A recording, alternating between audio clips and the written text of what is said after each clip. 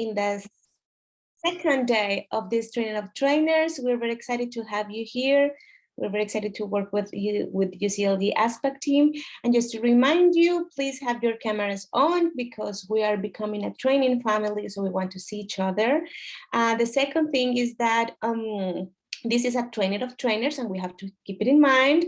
So this is not all about concepts, but about getting the skills to train other people. So I kindly ask you to look at this training with those lens and to see if you have any questions, any challenge that you may think when you will be able to give this training to other people. So starting saying that, I wish you all a very nice training and very happy to spend this time with you. I'm gonna pass the floor to Hendra, which is our master of ceremonies of today. So Hendra, welcome, and let's start. Thank you, Marielle. Good afternoon and very good morning for all of us here. Thank you so much for joining us. And as Marielle said, that this is ToT, and hopefully that you can also bring your knowledge to others by cascading the training to your colleagues in your region, country, or the cities. Today, before we're starting off the training, I would like to bring you, to go back, fly back to the day first of the training. We have learned about the definition of the decentralized cooperation, and also we learned that there's no single definition of the decentralized cooperation, but we are aware of that the cooperation will be effectively decentralized, implemented in the local level, delivered by the local authorities, and also working with the local stakeholders. I think this is something that we have learned from the first session. Then we also learn about the importance of the international cooperation, the international partnerships, in connection with the global policy agenda, which is the SDGs that has been enacted by the United Nations in 2015, and a lot of local government has been implementing the SDGs localizations, and decentralized cooperations will be important part of the SDGs implementation in the local level, since the decentralized cooperation also support how local authorities can achieve the SDGs by building the partnerships with their counterparts, be it in the local, national, regional, and international level. So in the first day, we learned that the decentralized cooperation is very important for local authorities to drive their resources, their potentials, to work with the counterparts in the international fora, to bring and to accelerate, to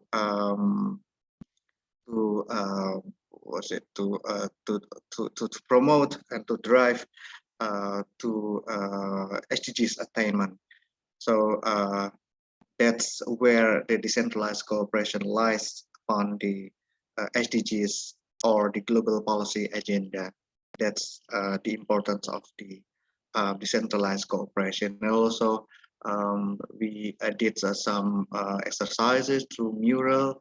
Yeah, you did the bicycles, to put the bicycles part into one bicycles, depicting that how the local authorities trying to connect all the parts to be able to reach the agenda or the SDGs in local level.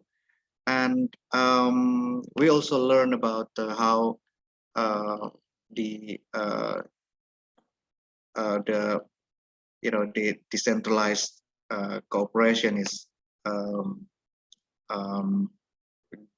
good for further capacity building that the local authority staff need to develop. So the knowledge exchange or knowledge sharings will be the important part of the decentralized cooperations.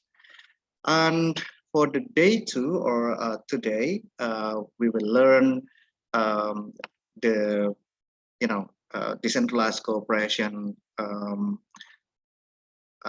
in practice, or practical decentralized cooperation, how the LGs or local government, local authorities will practically work or implement the decentralized cooperations towards the agenda, global agenda.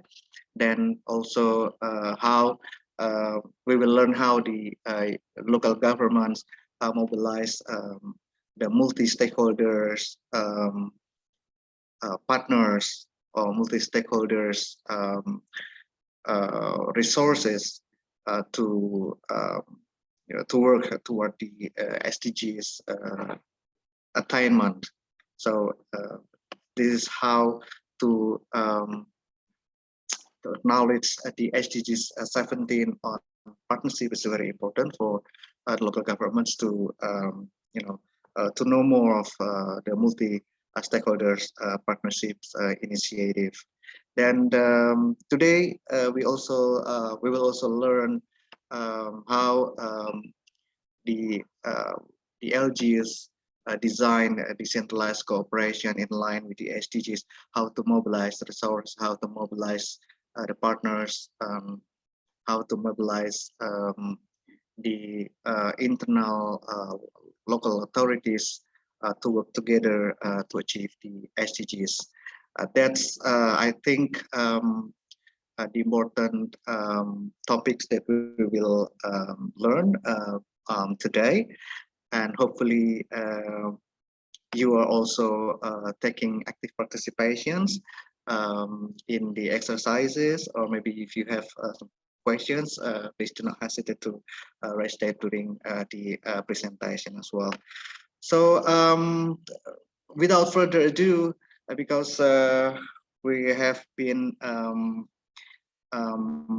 postponing the session because we face the difficulties, technical difficulties, I will give the floor to my colleagues, Nolutando Mkise. I'm sorry if I was mistakenly pronouncing your name. She will deliver the lecture entitled Unpacking a Decentralized Cooperation, Typologies, Modalities, and Flows. You have 10 minutes. Floor is yours.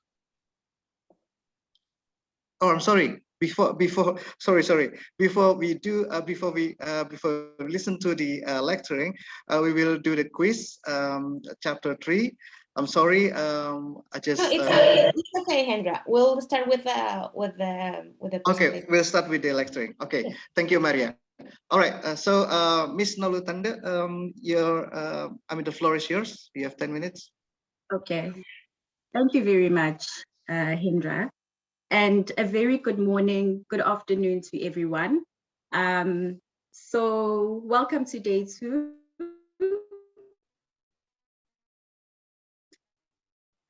So we're entering session. Am I audible? Okay. So we're entering session 3.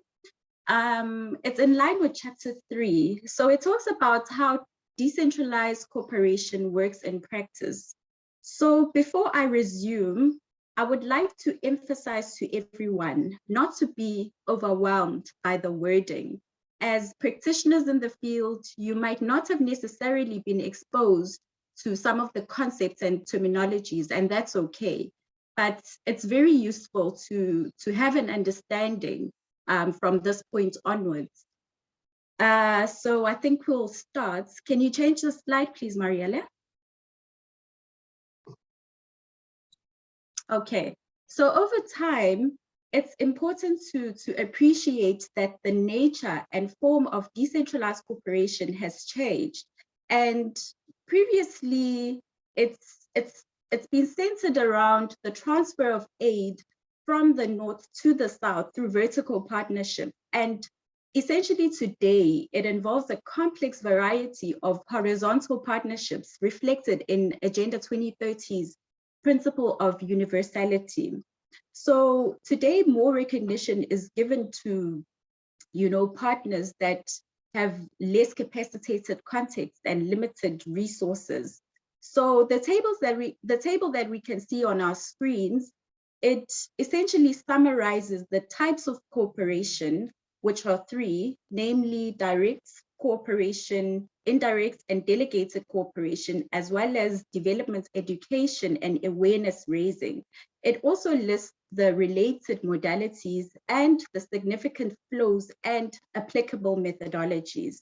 And we are going, essentially this lecture is based on these principles. Next slide, please. So we'll be unpacking the different types of modalities. And the first type that we have is direct cooperation. Now, what do we mean when we refer to direct cooperation? We essentially mean that it's the partnerships that are between the local and regional governments, wherein your resources, your experiences, your knowledge, and expertise, they flow. So they flow in between territories and between multiple actors and multiple directions. And of course, originally, the flow was from the north to the south through vertical partnerships, but today it flows in multiple directions. So the different modalities can be identified, and the most significant ones that are used by local and regional governments are four. Firstly, it's the vertical modality, then the territorial partnership modality, local agencies, local government agencies for international cooperation, as well as the network modality. So when we're delving into the vertical modality, it's essentially bilateral or multilateral relations. And it's really traditionally based on the narrative of the rich north and poor south narrative of aid transfers. So it's been a move towards the more horizontal approaches owing to their higher levels of ownership, really. And when we move to the territorial partnership, it's the structured bilateral and multilateral horizontal relationships between your local and regional governments. And of course, it reflects the Busan principles and fosters exchange of knowledge and expertise, shared innovation, So it's also focused on reinforcing local strategies. So when we move to local government agencies for international cooperation, that's the third modality. So here, operational capacity is strengthened by peer-to-peer learning and fosters innovation based on local knowledge. And when we move to the network modality, now the network modality, it's emerged as a way to support decentralized cooperation. And it's based on training and exchanges and advocacy with the aim to create enabling environments for local and regional governments. Next slide, please.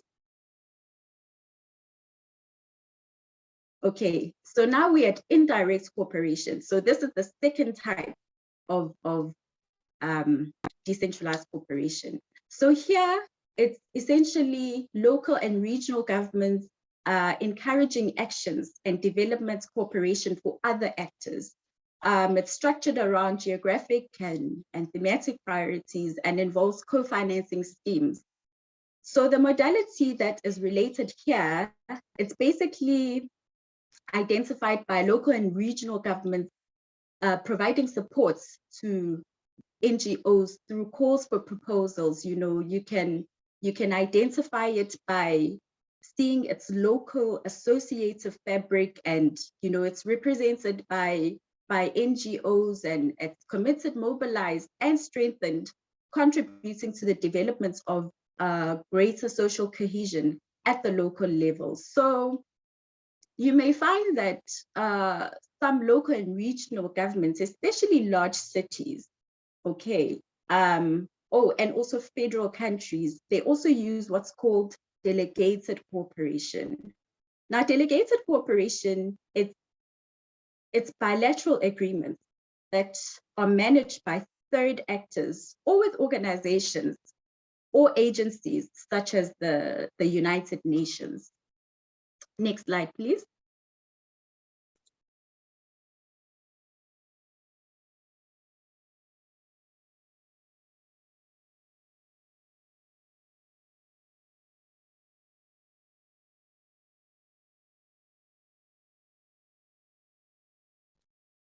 Here, decentralized cooperation aims and funds are used by these initiatives, and they really focus on encouraging active local citizenship in the global arena, on promoting the SDGs, peace, and human rights. Okay, so these can be fostered, by local and regional governments or NGOs that specialize in decentralized cooperation.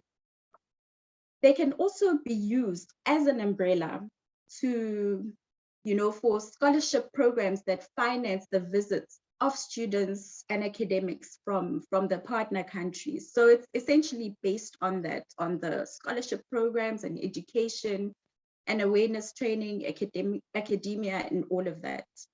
Can we move on to the next one, please? Okay, so what we have depicted on our screens is new flows of decentralized corporations, and they're moving in multiple directions. And it was adapted from the 2017 Platforma study. And of course, for the purposes of today, we'll only focus on two that are regarded as efficient, cost-effective, and having positive impacts for development. So I'd like to firstly speak about South-to-South cooperation. It's whereby the partnerships can often have better outcomes because they share similar challenges. However, they run the risk of incorrect application because of, being out of context. And essentially here, the interventions, they focus on exchanges of experiences, knowledge, technology learning, shared innovation, and resources.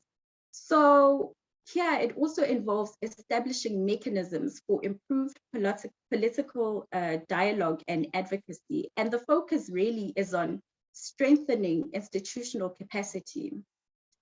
When we move on to triangular, we can see the triangle in the middle of the page. When we move on to triangular cooperation, now triangular cooperation, it involves local and regional governments from the global south. And these governments, they rely on the support from one or more local and regional governments from the global north.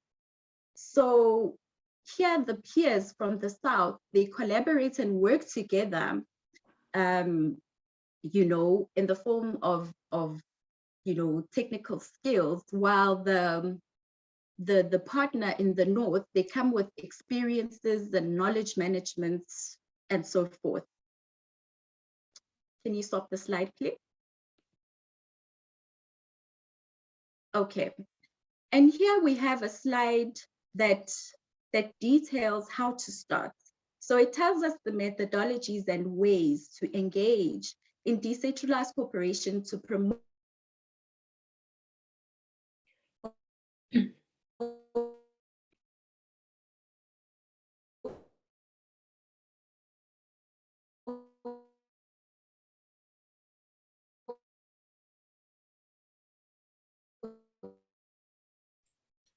Sound is poor. Maybe it's a micro or an internet connection point. I think it's Nalutando's connection. I think we lost her. I think his The connection. sustainable. Today we'll check benchmark with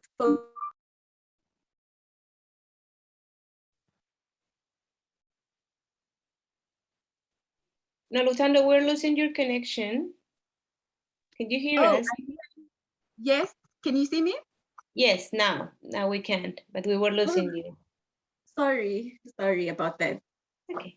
Okay, so basically we were, just revising on the different types of decentralization and the methodologies that are associated with them. And the aid funding, I'm not going to go too much into detail. It's really about local and regional governments budgeting and investing in decentralized cooperation. When it comes to technical cooperation, it's essentially aimed at building local capacity and strengthening institutions and improving internal organizations. It also targets your departments and officials, and it also enhances really the capacity to implement properly the SDGs. And it's important that the framework for interaction is well defined so that the sharing of the needs and the challenges and interests and solutions can happen. When it comes to platform for the exchange of experiences and knowledge, here, the localization of global agendas are facilitated by focusing on thematic areas. It includes the documentation of policies, and there are two types of platforms. It's important to remember this. There are two types of platforms, and these are essentially organized around local and regional governments, right? So the knowledge here also, the knowledge programs by the multilateral organizations as well. So it's a platform for that as well. So when it comes to learning and benchmarking, here, basically, it's aimed at strengthening the capacities of skills and general management strategies and focuses on sectorial issues. And last but not least, the methodology is policy developments for cooperation. Here, cooperation policies, they're used to schedule and frame the finance activities that are going to be undertaken. And the policies that promote decentralized cooperation, they can be used in the broader strategies, for the purposes of internationalizing the actions of your local and regional government. So essentially, these are the methodologies, and I would like to stop there and hand back to the moderator. Thank you very much. Thank you so much, Nalutando, for your presentation. It was great the presentation, and we have learned a lot about the topologies, the methodologies of the decentralized cooperation, and show that the local governments also learn a lot how to synthesize their programs in the local area with the decentralized cooperation and SDGs implementations. As you said, as you have mentioned also that there's also the tendency of the localization of the global agenda. So I think this what's really happening in the world now. SDGs to be localized in the local level. Great, and next we are going to have the exercise. I think Marielle, you could facilitate the session.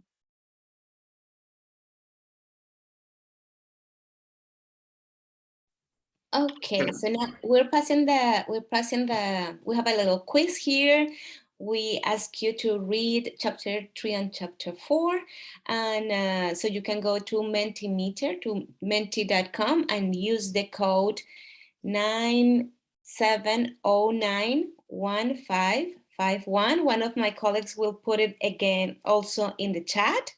Please, if Claudia, if you could do that, you will help us, so we can all go there and start our quiz. So again, we'll be facilitating the questions and the quiz. So if we are already there, do you have any? Are you all in? Thank you, Claudia. Also the connection and the indicators is there in the chat. So if we are all in, sorry, maybe you can start, so again, if you want. Sure, thanks, Manuela. And once again, thanks, Mulatando, for a brilliant presentation. So, colleagues, there's two ways, actually, for us to really ensure that we all come to terms with the knowledge, right? The one is to do a test, right? So you can test, or secondly, you can train others.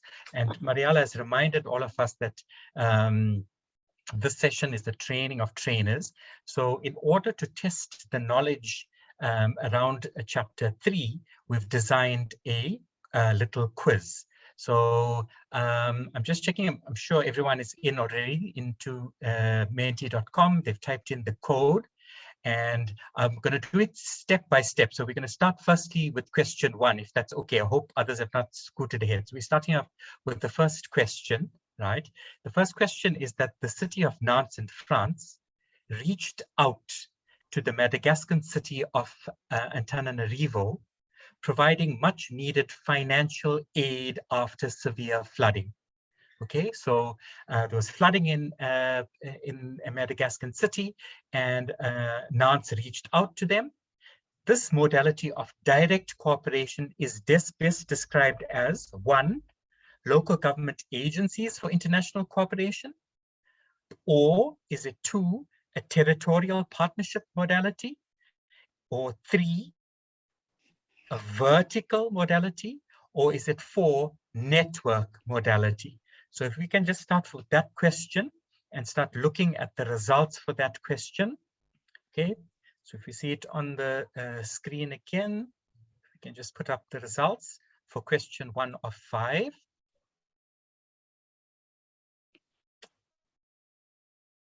Okay, so if we're just doing question 1 for now, and we're trying to get the results. Okay, so I'm seeing little symbols on my screen.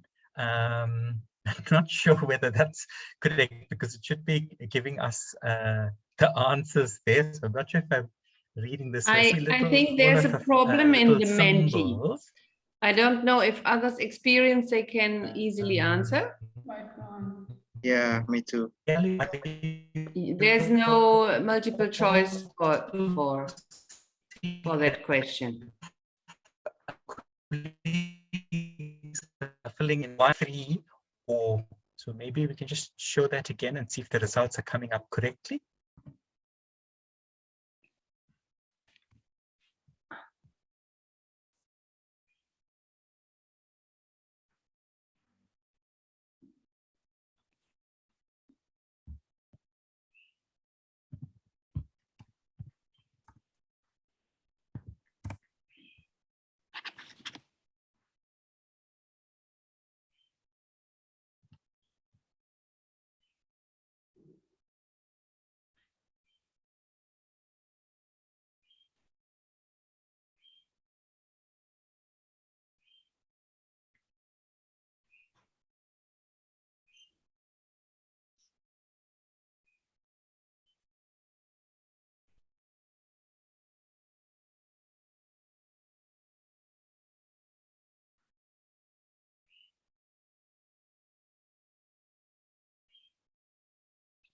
So my proposal is, let's do something. Let's see how we can check to solve this. Apparently we are having a lot of technical difficulties today. So why don't we pass to the exercise, and we try to do the quiz very early in the morning tomorrow. Would that be okay? Yes, that will be okay. I think that might be a better solution, yes? Good, thank you. And sorry, something is happening today. I was loving the switch. Thank you, sorry. Okay, sorry, colleagues. Thank you. So I guess we're coming back to you, Hendra, to pass to the exercise, please. Yeah. So yeah, we can do the exercise now.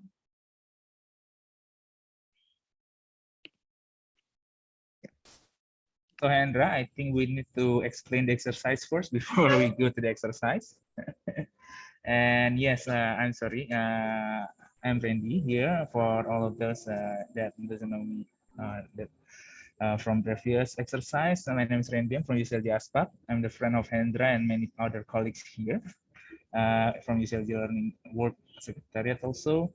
And today we are going to have some fun exercise regarding what Nolutando has explained very clearly earlier today. And basically we will have to divide this ToT into two groups.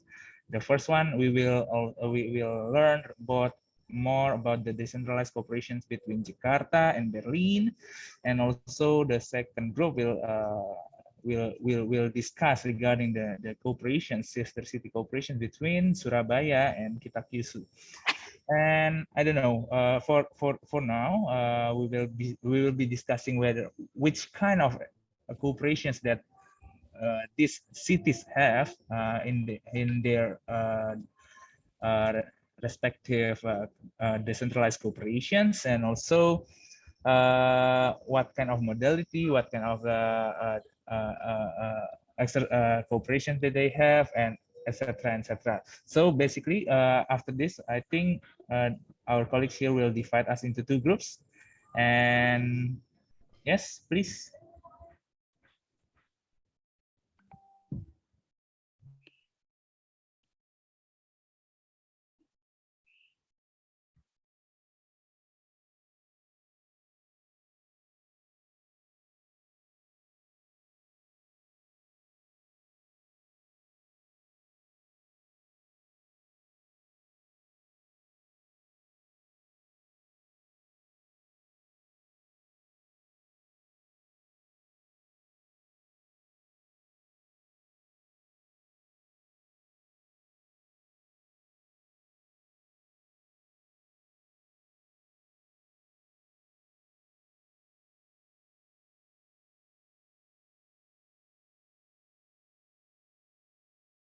So Claudia, you'll stand by here, right? Yes, I'll Yes. stand here. There's also Kalsum here. She hasn't been assigned yet. Wait, let me do that in a second.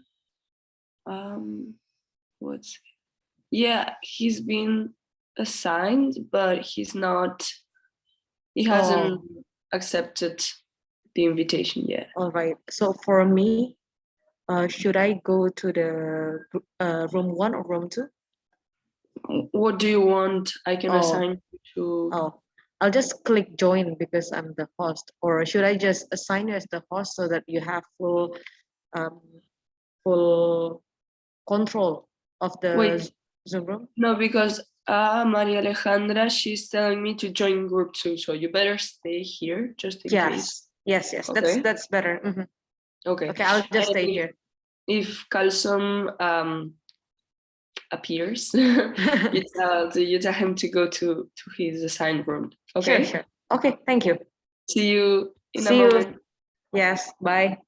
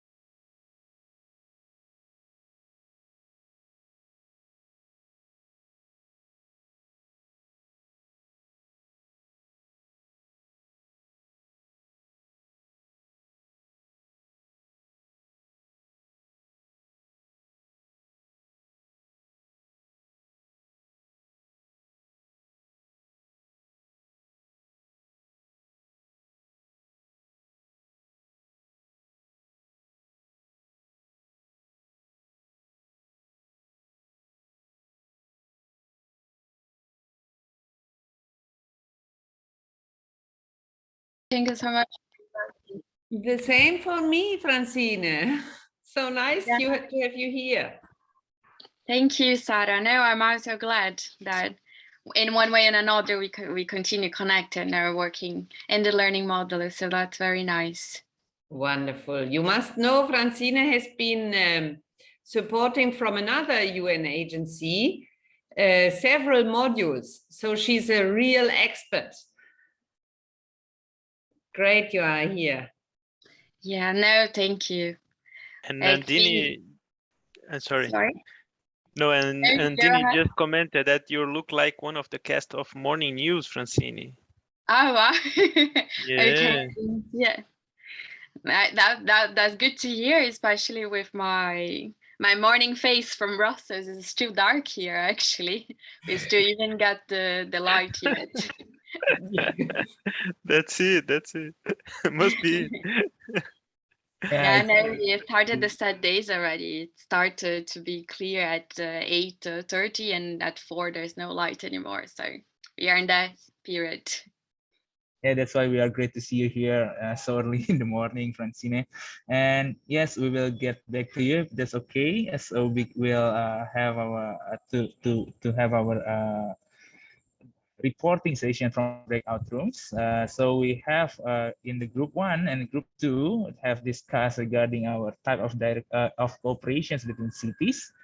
And we have here our facilitator Helmi from group 1 and Hendra from group 2 to assign one of the respective group members to report back to this main room. So over to you, Mas Helmi, and the representative of group 1. Thank you.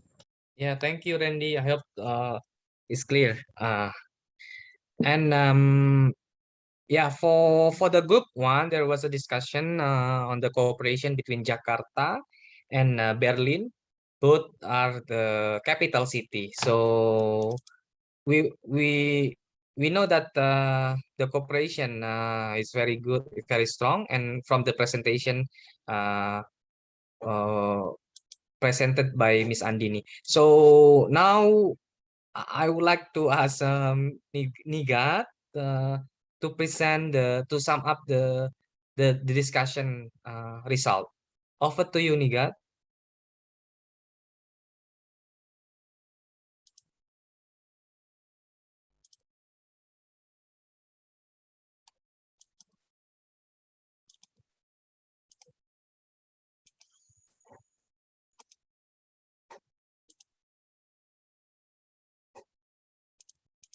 I think there's flat internet connections. So if you can She's share crying in the chat. Yes, I saw. I just know it. Okay, so maybe Zaib Unisa, can you help? Because of I don't know. You cannot. You can also turn off your video. Just open the microphone if you have a bad connection. So Zaib Unisa, can you share? I will back up you. I will back up you.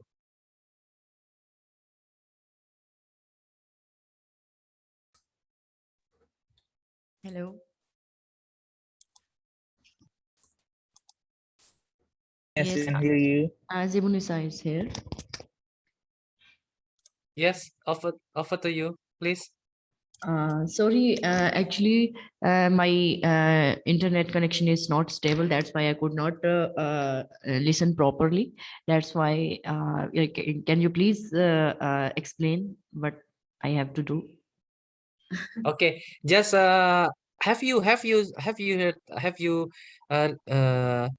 received the presentation before? Have you heard presentation from Jakarta? Can you? So we discuss the cooperation between Jakarta and Berlin. So can you sum up the summary of our discussion or not, Zaid? Actually, I could not properly listen the whole discussion. Okay. That's why unable to explain in a summary. Okay. Unfortunately, we have so many technical problem, I think, today. Yes. Yeah, and maybe from Makati City. Alex, can you Tell me, make us? sorry, we will only have 2 minutes more for the groups to No, it's report okay. back. Yeah, if only me, I was the facilitator, so I want to ask the Tell me, present I can. participants. Yeah. Can I? Yes, yes, of course, Sabina. Yeah. So we had a case study of Berlin and Jakarta city, and we had a discussion on cooperation, a type of cooperation. So finally, we decided for direct cooperation. Like there was a discussion on indirect cooperation as well, just because of like the Jakarta city or the cities in Indonesia cannot have direct agreement with the other partners, and they need support of national government. So we had a discussion on indirect cooperation, but then finally we decided that this is a direct cooperation, just because the only the funds were not involved in this cooperation agreement. And the modality, it was actually territorial partnership, but vertical as well. I think vertical is added here just because of the national government involvement. It was shared by the Indonesia colleagues, like they cannot have agreement without national government. So that's why vertical is added here. And the flow is definitely north and south cooperation it was. And relevance to SDGs of this cooperation was SDG 17, definitely for improved and strengthened cooperation. SDG 6, SDG 11, it was between the cities, SDG 13 and SDG 8. And intervention tools were like it was the cooperation and the partnership was for technical cooperation and development of smart cities, knowledge sharing, working on green areas, transportation and strategic planning, and some benchmarking. Yeah. Thank you. Yeah, thank you, Sabina. Thank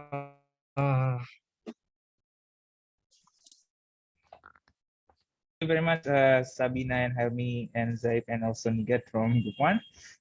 We will now having our discussion report from our colleague from Group 2.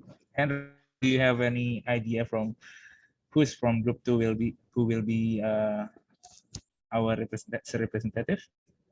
Okay, thank you so much, Randy. So for the Group 2, we have been discussing about the cooperation of Surabaya and Kita Kyushu. They have a lot of experiences and achievement regarding the cooperation. So I guess somebody from the Group 2 who will be presenting the discussion from the session is Mr. Anuj Pradhan. Hello. Yes. Yes. Yes. Mr. Anuj, please present the discussion results of the Group 2 for the plenary. Oh yeah. Yeah, I think it is better to done by someone other friend because in this chart I'm not very much familiar. Anyway, I request. All right, so you can just read. Sure. In beginning, also I concluded as the type of cooperation is direct cooperation. Yeah, just read. It's okay, Andra. Yeah, sure. Now, go ahead. yeah, next modality, our territorial partnership includes these two types: north to south or north to north to south. There are two boxes. And investments and tools, bioremediation, and the exchange between export and students, better waste management, and also exhibition. Yeah, you mentioned economic. I think it can be in other sector as well. Economic cooperation in exam, and water purification. Yeah, water purification. Also, it can be also in broad sense SDG 6. So many factor of the water, but here I think water treatment it says, and almost all SDGs are interrelated.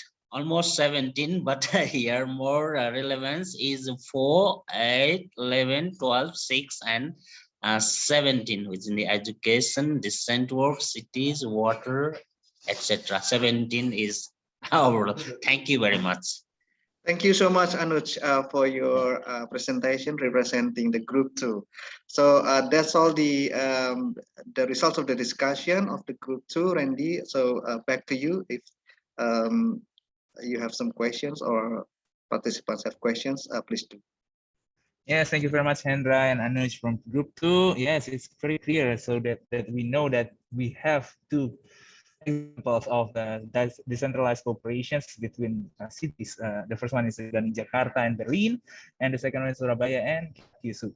And I hope that this exercise, the first exercise, because we have many more exercises come in this training, we can explore more about how to do cooperations between stakeholders, not only cities but stakeholders, and also we can also have the cooperation in many forms. And I don't know whether this the end of my session, and we will. Or I don't know whether we go to Mas Hendra as our MC, or we just move directly to Sogan to the other. So yeah, we'll give the floors to either both of you. Thank you. Yeah, thank you so much, Mas Randy, for facilitating the exercise sessions. I think the session was interesting, and we saw a lot of active participations from the participants.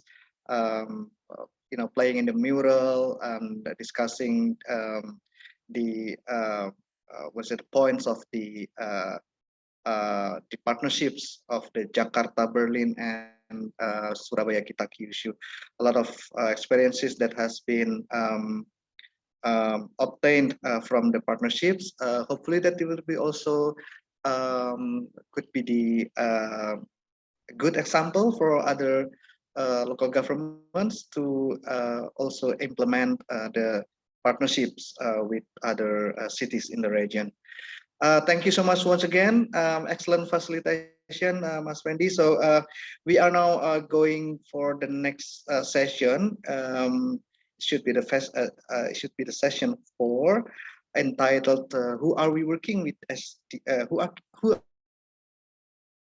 To implement the decentralized cooperations or the partnerships. Is mainly about the SDGs 17 achievement. On mobilizing multi-stakeholders territorial partnerships for decentralized cooperation, and the session will be facilitated by Sogan Moodley. So Sogan, time is and floor is yours. Much, Mas Hendra. Welcome everyone to session 4. So as we know, this entire module is focused on understanding how is it that decentralized cooperation can be a powerful mechanism to support the localization of SDGs. And really, of all of the SDGs, it's clear that SDG 17 is the most pertinent. Before I introduce our participants for the panel discussion, I'd ask Claudia, please, to play a little video clip which will help us set the scene, and then we'll begin our panel discussion. Claudia, thank you.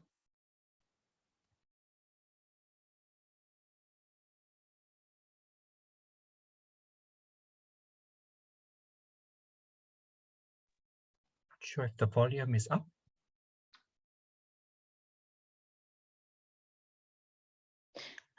We can't hear the sound. The sound is not coming. You might need to reshare and click. Now, okay, sorry, I was muted. Wait, can you hear now? Thank you. Is your city an innovator, an enabler, a collaborator? Do you look beyond your boundaries? Decentralized cooperation is international development cooperation where local and regional governments share their unique potential to solve specific challenges. Their cooperation is critical to achieve the 2030 agenda and post-pandemic recovery. That is why SDG 17 is about partnership. So what does this look like? In 1989, a Brazilian city initiated a process of participatory budgeting which inspired communities worldwide. Today, over 11,800 territories have taken up this practice, putting citizens' voices at the center. Yet it is not only subnational governments investing significant resources. National governments, international organizations, private sector and academia are financially supporting this cooperation. Networking platforms and associations support thousands of leaders to connect on a variety of topics. They make local policies internationally visible. Decentralized cooperation is in the DNA of the international municipal movement. By combining strengths, local impacts are global impacts. No one and no place is left behind. Even through small projects, local communities feel our solidarity. For this, we need partnerships and an inclusive multilateral system. Join us, share your stories. Let's celebrate the local solidarity.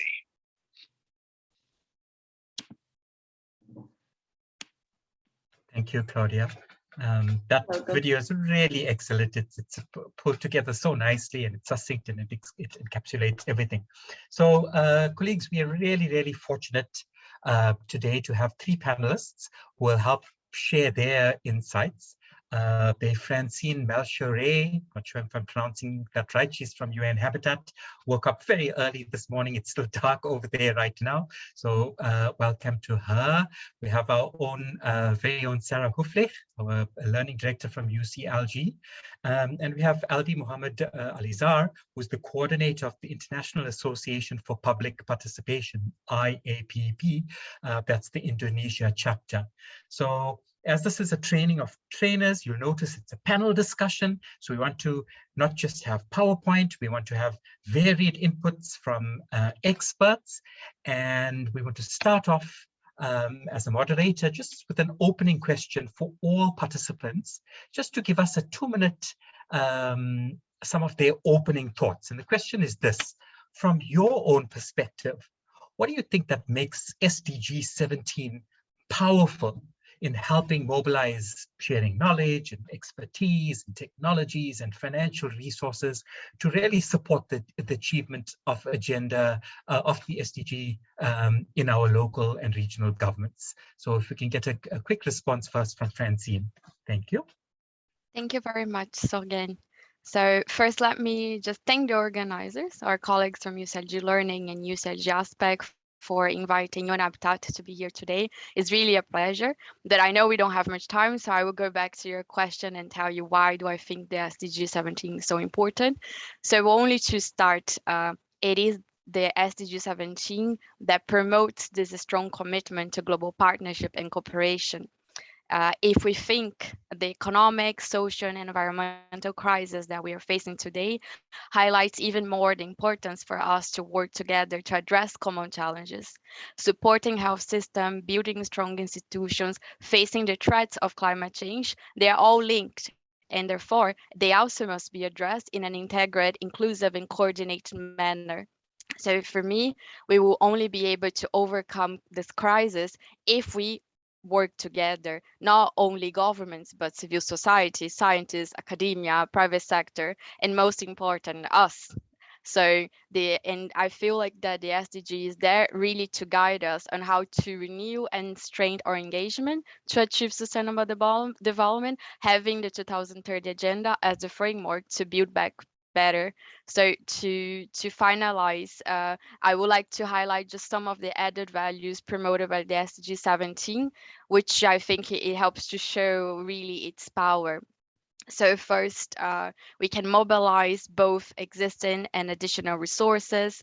We can promote capacity building. We can force exchange of knowledge and experience. We can leverage the interlinkages between all the SDGs.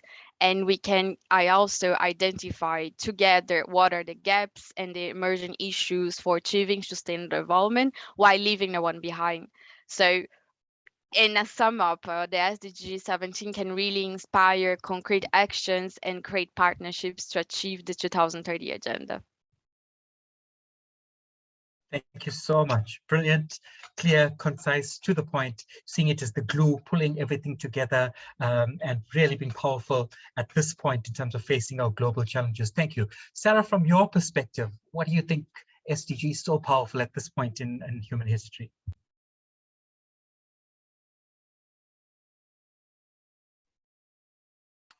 Sarah, I'm just checking if you're there, if you're unmuted.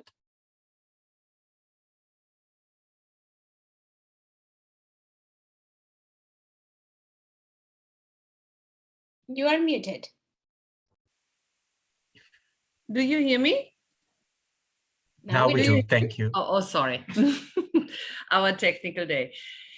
Yeah, I think the SDGs agenda, we talk about localizing here. So in our perspective of UCLG, the first thing that happened after the SDG were discussed and approved, that our members, local and regional governments, were looking a lot to SDG 11, because they thought, we have our own SDG.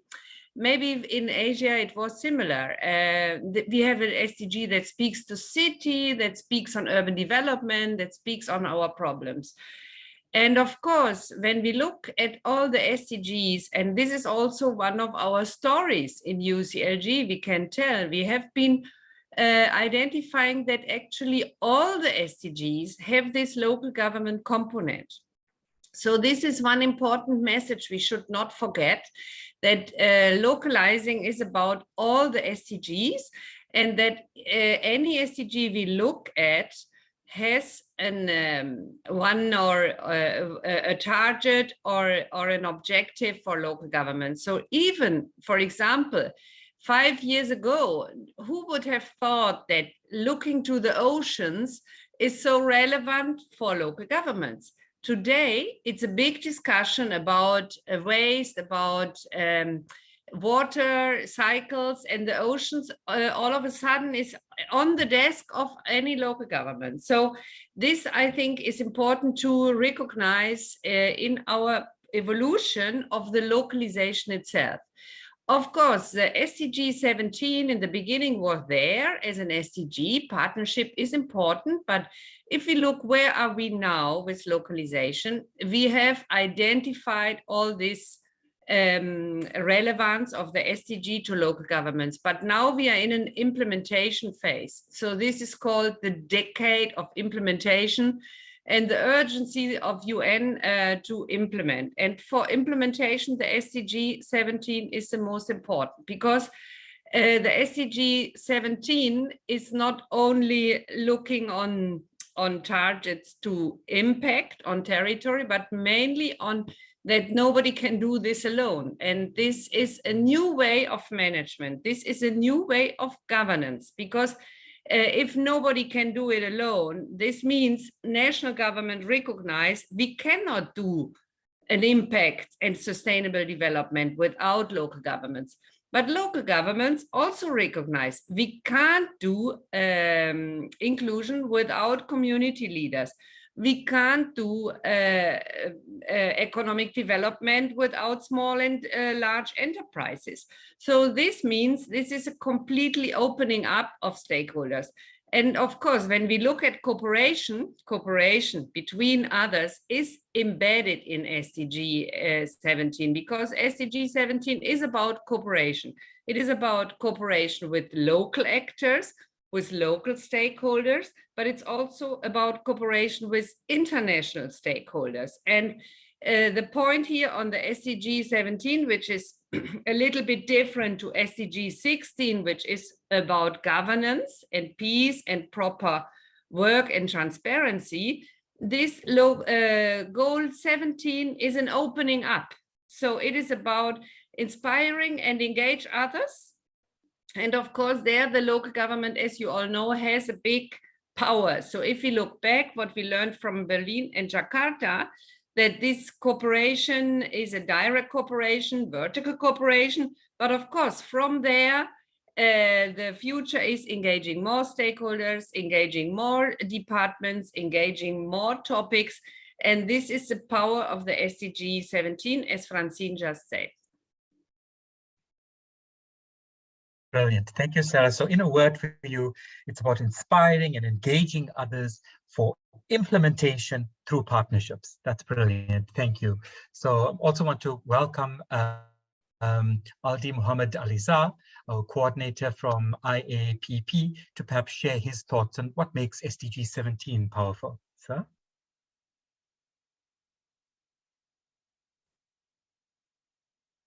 I think you might have to just unmute. I'm not sure. We are not able to hear you from this side. Can you hear me now? Hello. Thank you. Thank you. Yes. Okay. Good. So yeah, thank you very much for your for the invitation and involve us. So what makes SDG powerful? SDG 17 powerful. I have two analogy for this. First, SDG 17 look like a backbone in our body.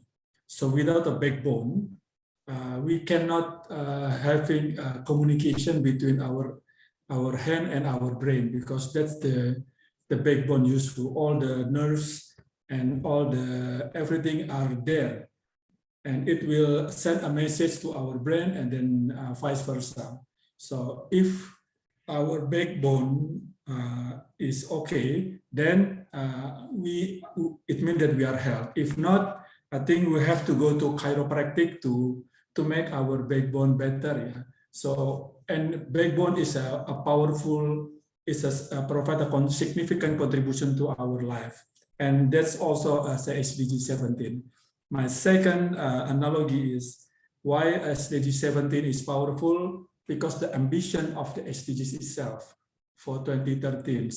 And according to the Kinevin framework, where we know a simple, complicated, complex, and chaos, currently with these 16 goals, it creates a complexity compared to MDGs with these 8 goals.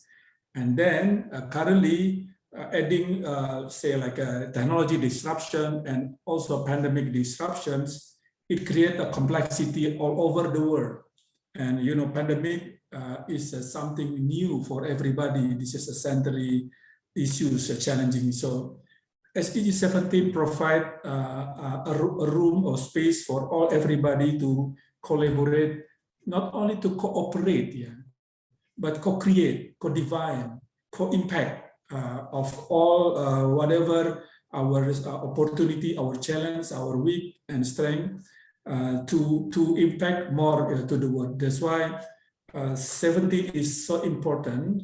It's easy now, I mean, easy to say this is cooperation, but it's also challenging to implement. Why? Because for us, for IAP2, for me at least, I learned a lot about the participation, co-creation through these organizations. We have knowledge, we have instruments. And again, SDG 17 is for me a backbone and is a solution for a complexity in our world, including to achieve the complexity, the ambition of these goals. Thank you very much. Oh, thank you so much, Aldi Mohammed. I absolutely love the analogy of a backbone. It's a new one for me. I haven't come across that, being this backbone for a healthy and sustainable world. Thank you so much. We're going to come back quickly to Francine for a second question. So Francine, there's obviously many key stakeholders out there that can play a role in decentralized cooperation, right? So from your perspective, maybe you want to share just some thoughts from your experience on the role of some of the more influential players and how they can add value to the efforts of local and regional governments. Francine? Yeah, of course. Let me just start by saying that from UNABTAT perspective, we understand that decentralized cooperation should be indeed guided by multi-stakeholder partnership in a broad and an inclusive sense, where subnational governments, national governments, civil society, private sector, citizens, academia, everyone is engaged to advance sustainable development at the local level, because by working jointly, these partners can mutually enhance their development impact. So like with that perspective, we managed to move from one actor leading to multi actors as how did you say, co-leading and co-creating. So not more standalone project, but actually everyone together co-creating a cooperation system and putting forward initiatives that are complementary. Because if we think today, despite all the efforts that local authorities are putting to change this reality, we still see in decentralized cooperation a lot of common challenges, such as the lack of coordination, the implementation of sectorial policies. We have each partner pursuing their own strategies, not many actors really being involved, especially when it comes to the civil society or citizens, many occasion and specific interventions, and sometimes really the cooperation is only being served as a way of transferring resources. So that's why first I wanted to emphasize this multi-stakeholder partnership and how it can lead to integrated, localized process by promoting this harmonized and an alignment of decentralized cooperation actions. But that being said, and in order to answer to your question, I would like to then highlight a bit the work that we do now. So what are the role of international organizations, but also in partnership with regional organizations and local and regional government associations in fostering these local systems that I was mentioned for development cooperation. So I think those organizations together with us, we can help to promote this multi-actor participation, so we can guide actors to take more coherent and effective actions. We can also provide tools for enhancing innovation, to create trust, and to foster this collaboration among actors, include citizens. So I can give us an example. There are citizens participation tools.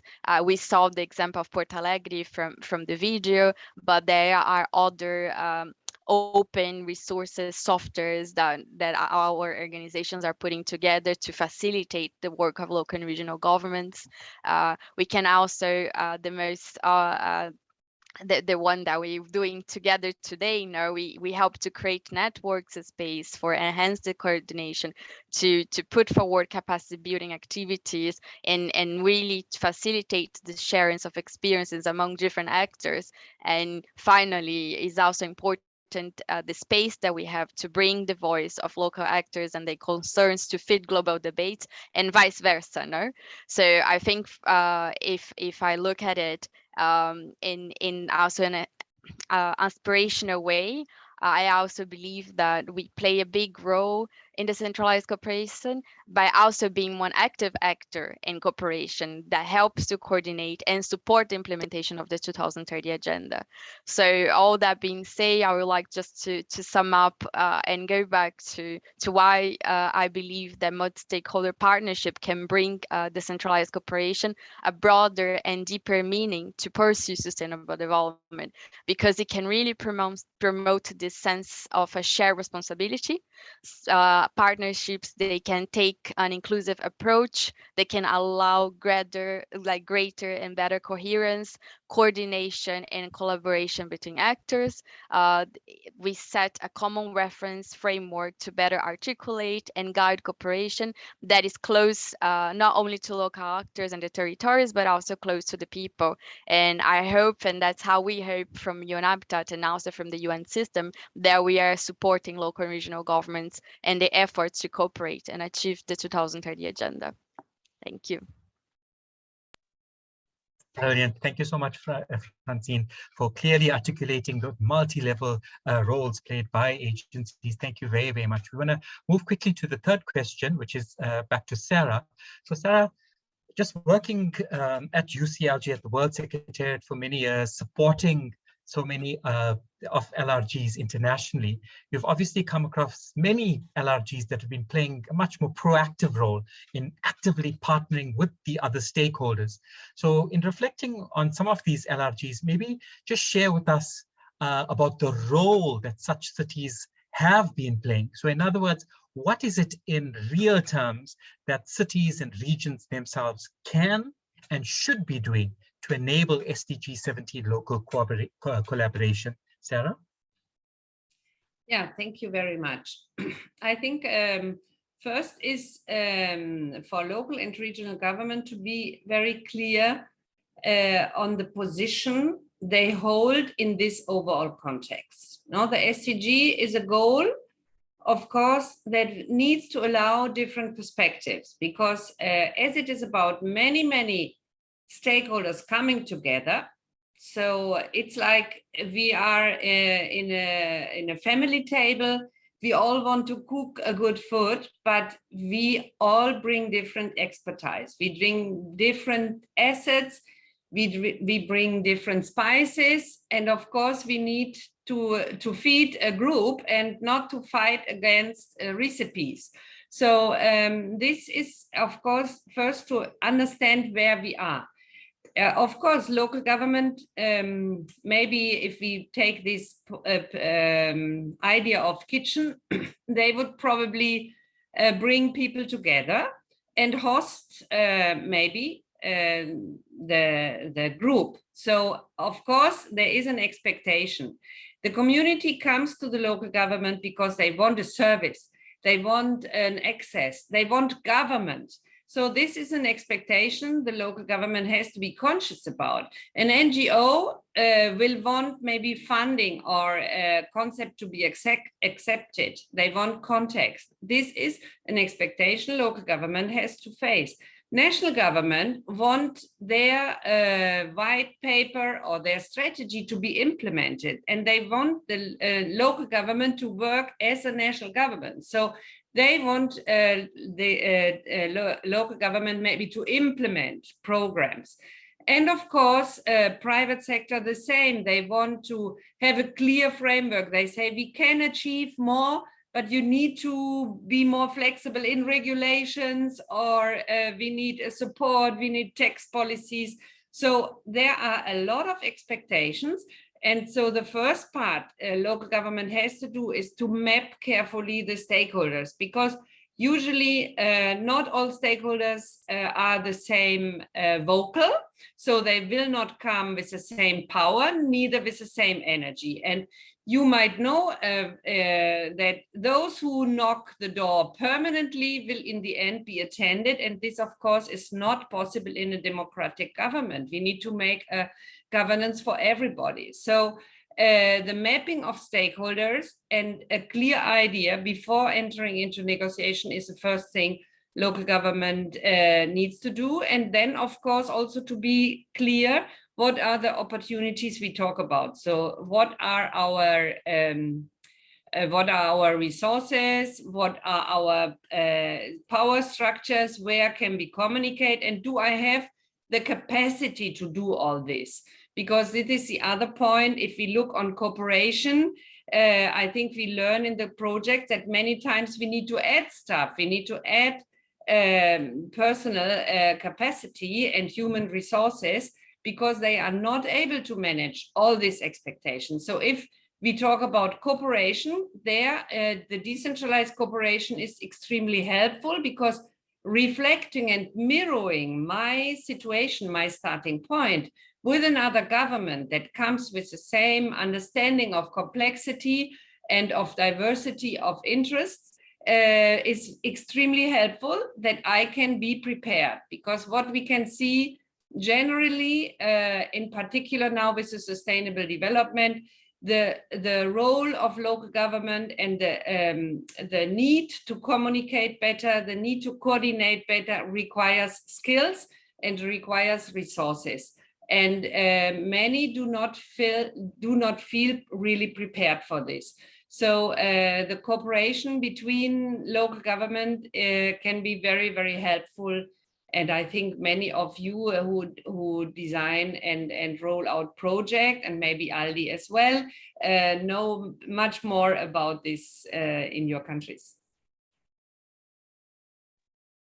Thank you so much. We're having lovely analogies, from the analogy, Aldi's analogy of the backbone, to Sarah's analogy of the kitchen and preparing food, and the local government being responsible for setting the table and bringing partners together to enjoy a meal. So I love that analogy as well, and hope people are not too hungry before they break. So the last question, and I know we are running out of time, is back to Aldi. So all of us in our training today are really involved from the state sector, right? Predominantly local and regional governments. Now, as someone instrumentally involved in managing public participation, please maybe share with us, what do you think the role of non-state players would be in decentralized cooperation? So in other words, what can CSOs and the private sector and the universities and other agencies bring to the party, and why should LRGs be working with them? Why should we be taking them seriously? Mr. Alizar? Okay, thank you very much. So, non-state actors, we can divide into like academic, CSO, community, private sector, and development partners. I think currently, with the complexity, we know that we cannot work alone. The center of the knowledge here, like a human, without a brain, we cannot live. Yeah, so a brain should be included. Academia, and academia, they have capacity for research to become education, and also a facilitator for the partnership. And for a civil society organization like us, we can also be a facilitator, and then managing advocacy and social campaigns, policy change advocacy experience, partnership facilitator, and also mentoring, capacity building for the partnership that involves communities. And then for the community, this is the must thing to do, because for your information, for us, for IAP2, why we need to participate, because our decision impacting others. Like me, myself, if I cannot have dinner with my family, I will call them and inform that I will impact you because you don't have to wait for me. So that's an analogy again for, if our decision impact with others, then we have to co-create, co-define. And then a community is the beneficial impact to our decision, for government decision, for even civil society decision. That's why community should be there as a target partnership and to support the implementation of cooperation. And for private sector, they have, I think they are the richest in the world now. Yeah, all the richest men in the world is all the from private sector.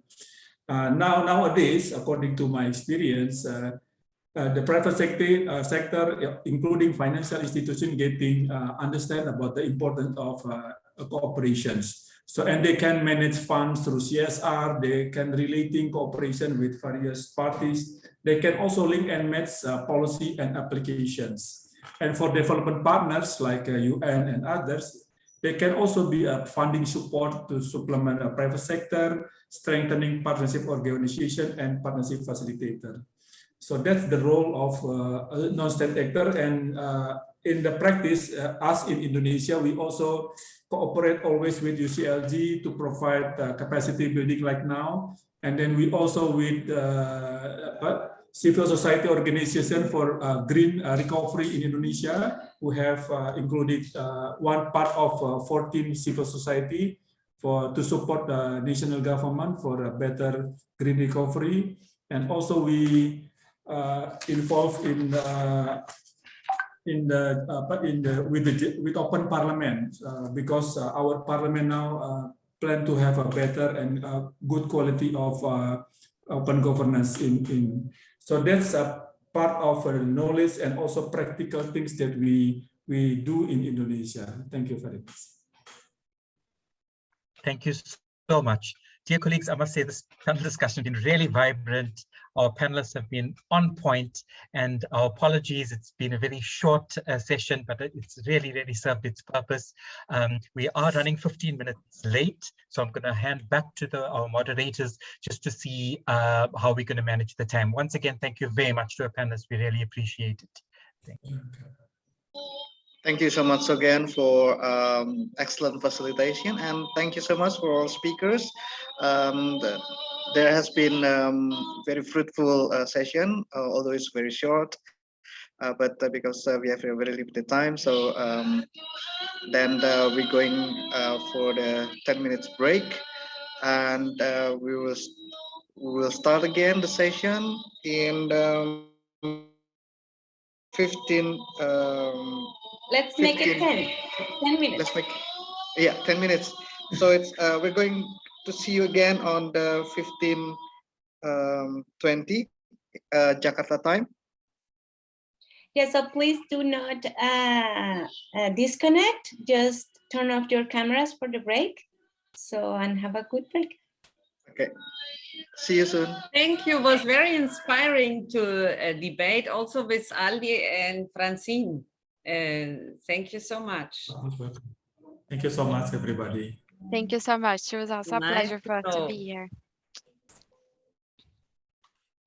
Thanks. And if you want to tweet on the break, you're welcome. Great point, Fernando. Thank you, Francine. Yeah, I will. I was speaking with Maria Alejandra. I will come back to participate in the next session, but if I cannot be assigned a role because I might have to go back and forth in case someone calls me for a meeting.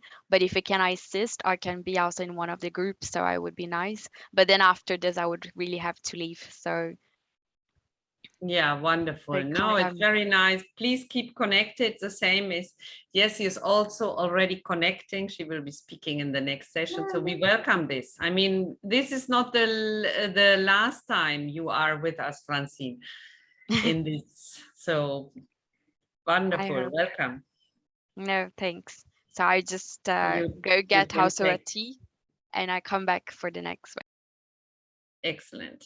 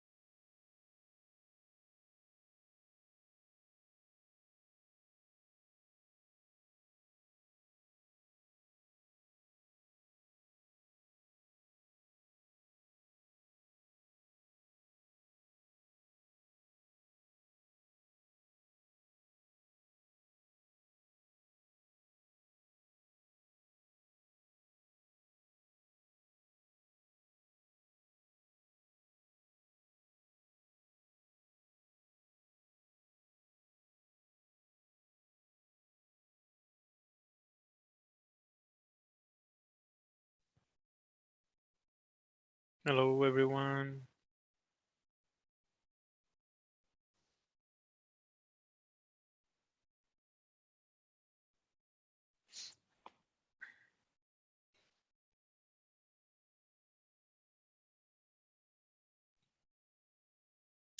Hello.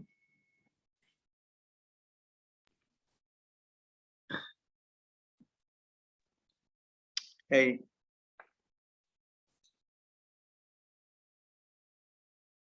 All fine. All good here. We are waiting for Sabina to connect. Yeah.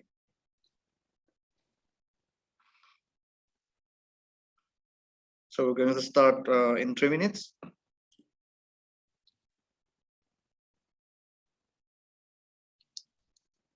Are we starting now? You said 15, no? So. Yeah. Right. Okay, so we can just start now. All right. Okay. Yeah. Thank you so much for staying. We're back, and for the sessions, we're going to do the exercise. There will be a role play. It's about a road to a remote village, stakeholder cooperations, and the session will be quite long. It will take 80 minutes, so it's quite long. Will be quite long discussion, and there will be 4 groups.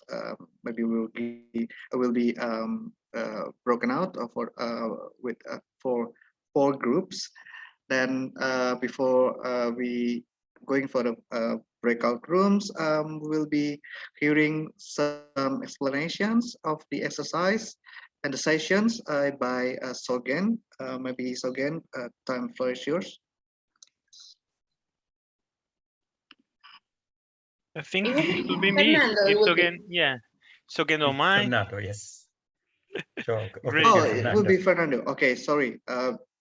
Maybe I just opened the wrong papers. Just Fernando, Sogen, your turn.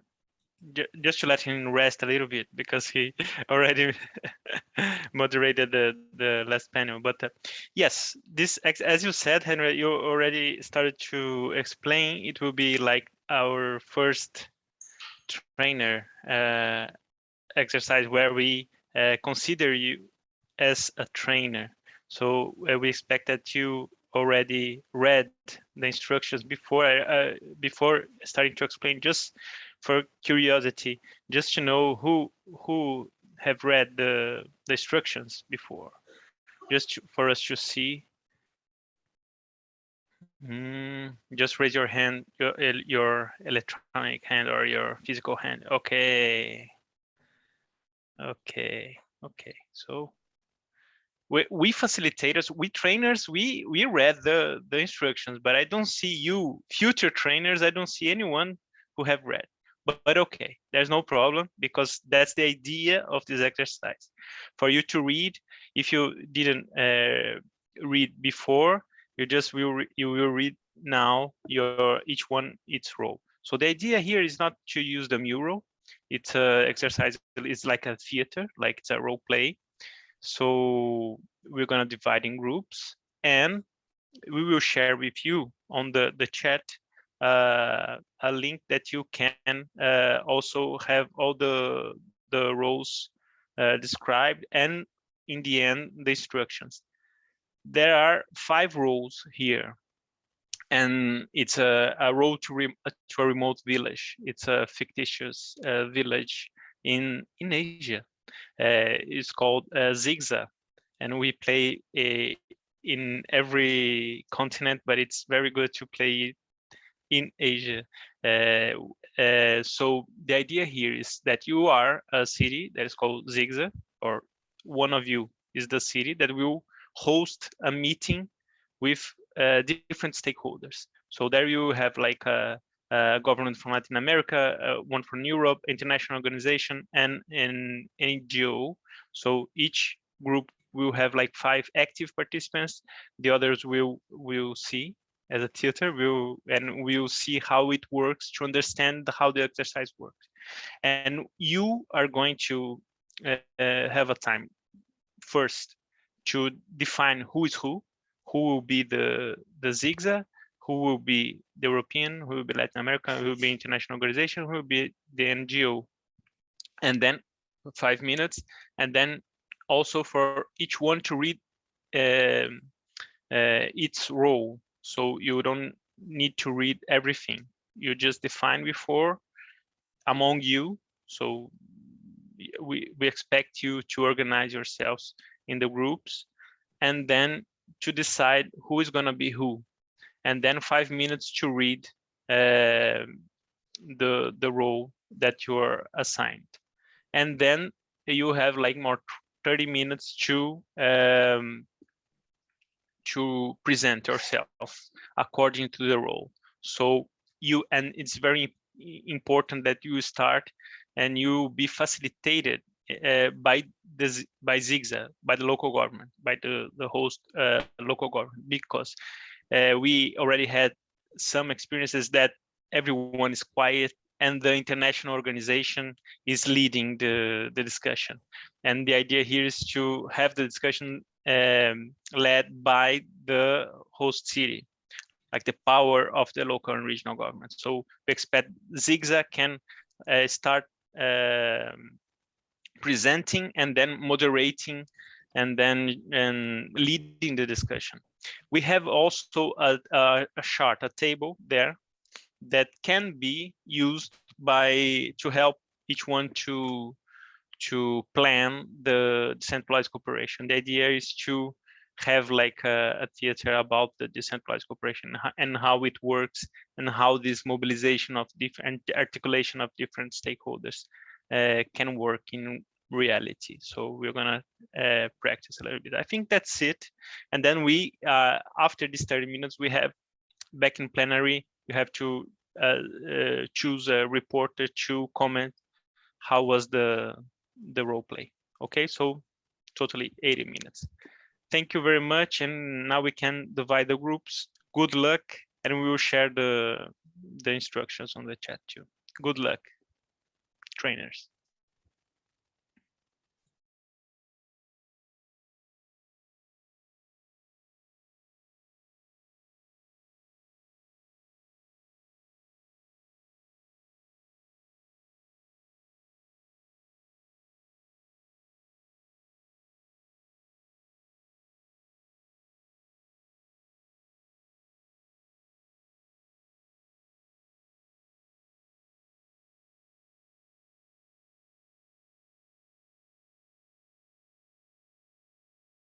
Claudia, do you know where should I be assigned to?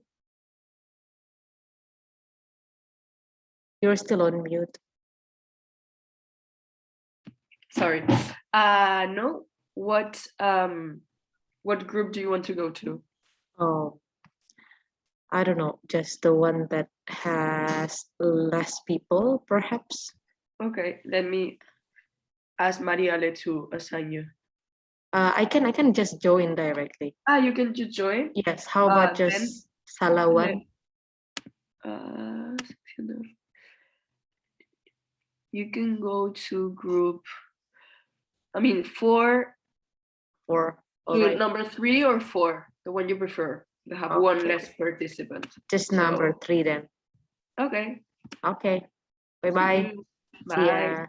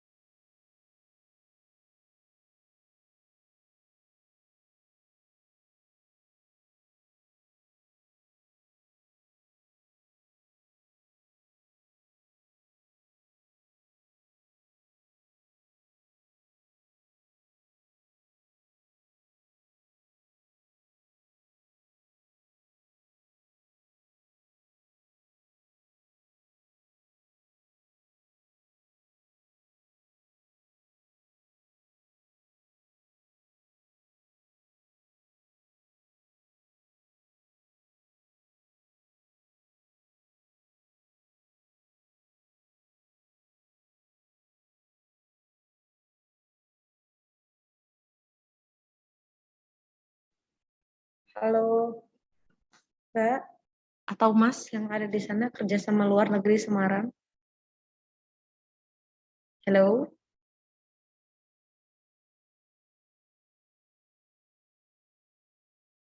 Halo. Mbak Mas. Jadi sekarang kita lagi ada di breakout session. Iya. Saya assign ke breakout session 4 ya. Jadi di situ nanti kita kayak role play gitu, Mbak. Dengan Mbak tadi siapa? kita udah masuk. Tadi kita udah masuk. Oh iya. Cuma, boleh tahu ruang berapa? Aduh, aku lupa. Tadi kayaknya yang Zingnya. Oh iya. Ada Surabaya. Surabaya. Ada Surabaya. Arah ya. Oh, sebentar. Ada siapa tadi? Ada Surabaya sama? Surabaya sama siapa ya? Kok lupa ya? Lampung. Sama yang Beta.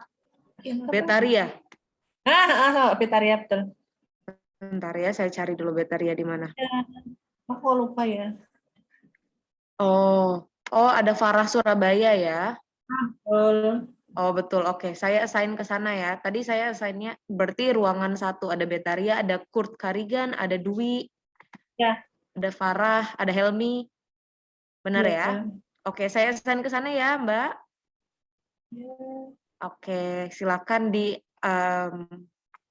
masuk ke sana.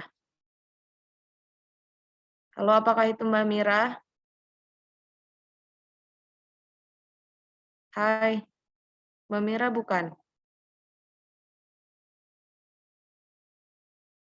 Oh, Mbak Mira masuk ruangan berapa? You're still on mute, I cannot hear anything. I mean, you're not on mute, but I cannot hear anything at all. Your microphone is probably has some issues.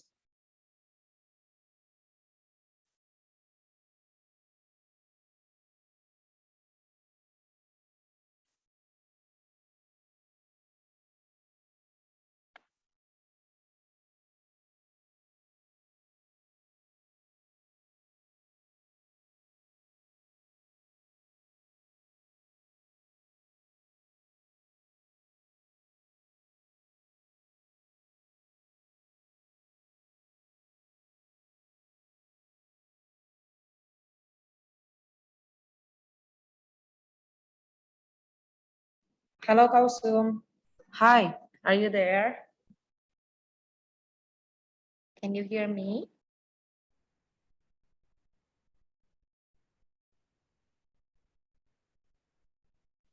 Hello. So Kausum, can you hear me? Yes, I can hear you very well. Thank you. So nobody's here because we are right now in the breakout session. So did you participate in the breakout session previously? No? Okay. I was there and I was participate. I've almost highlighted my task. You heard or not? I guess you have unstable connection there, I believe. Yeah, we have unstable connection in Balochistan. That's why we are connecting because there is only 2G network here. Okay, so I actually cannot hear you very well, but let me assign you to one of the breakout rooms and then you may follow the discussion, all right? Oh. My breakout room was with Sabina's group. Okay, so you were with Sabina, all right. I will assign you to Sabina's room as well. Wait a minute. Wait, somebody assigned you already. Wait a minute.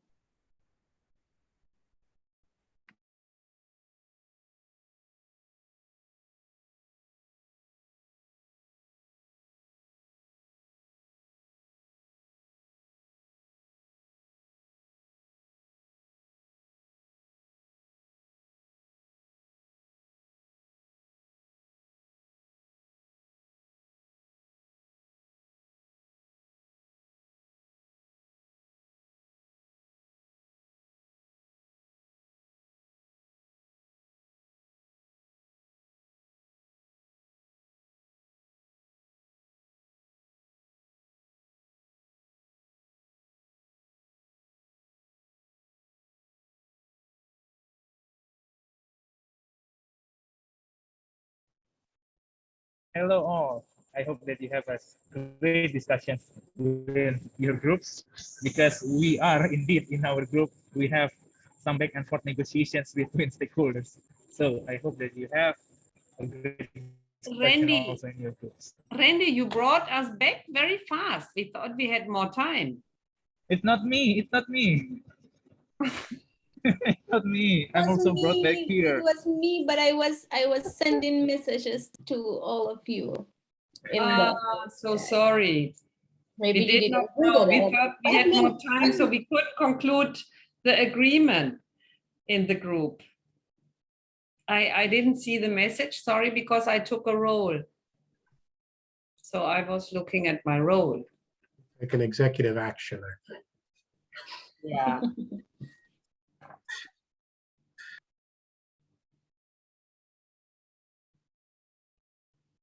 So we can start with the group one, right? And do you have a report or someone to comment? We were in the middle of discussion actually. Between there was no decision yet made by the mayor actually, and because Almost, I think. almost, yeah. There was so many praise from social CSO, yeah, and also from others who convinced the mayor that certain project that can fit to the needs of Zigza city. Maybe I don't know. Maybe the mayor want to share. Maybe want to conclude the decision on the project cooperation, which I don't know. Maybe the proposal should be like postponed or delayed. Because of the need to be discussed more with the partnership with you mentioned about the private partnership as well. So over to you, Mayor. I think we had two good options, and it looked like either option we could get to the funding that was needed. We did have a discussion about the benefits of road transport versus the river transport. I think, from a sustainability standpoint, the river transport, from a heritage standpoint, the river transport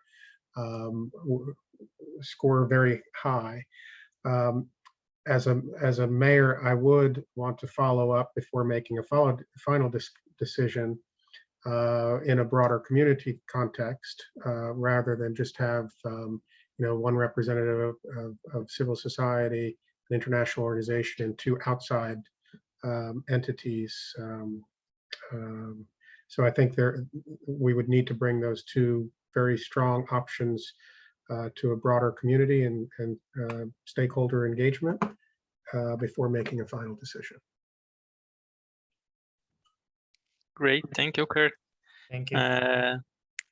If someone from the group wants to comment, if not, we can pass you the group two.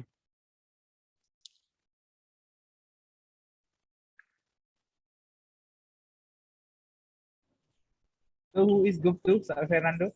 I don't know my group. Group two, I think it's the Hendra, Hendra? Young, Julia. Patut? Sorry, I don't know how to pronounce your name. Yeah, it's our group actually. Sorry. Yeah, thank you so much. So group two has a very dynamic discussions and negotiations. The city of Zigza tried to offer the proposals for the potential partners, but the potential partners had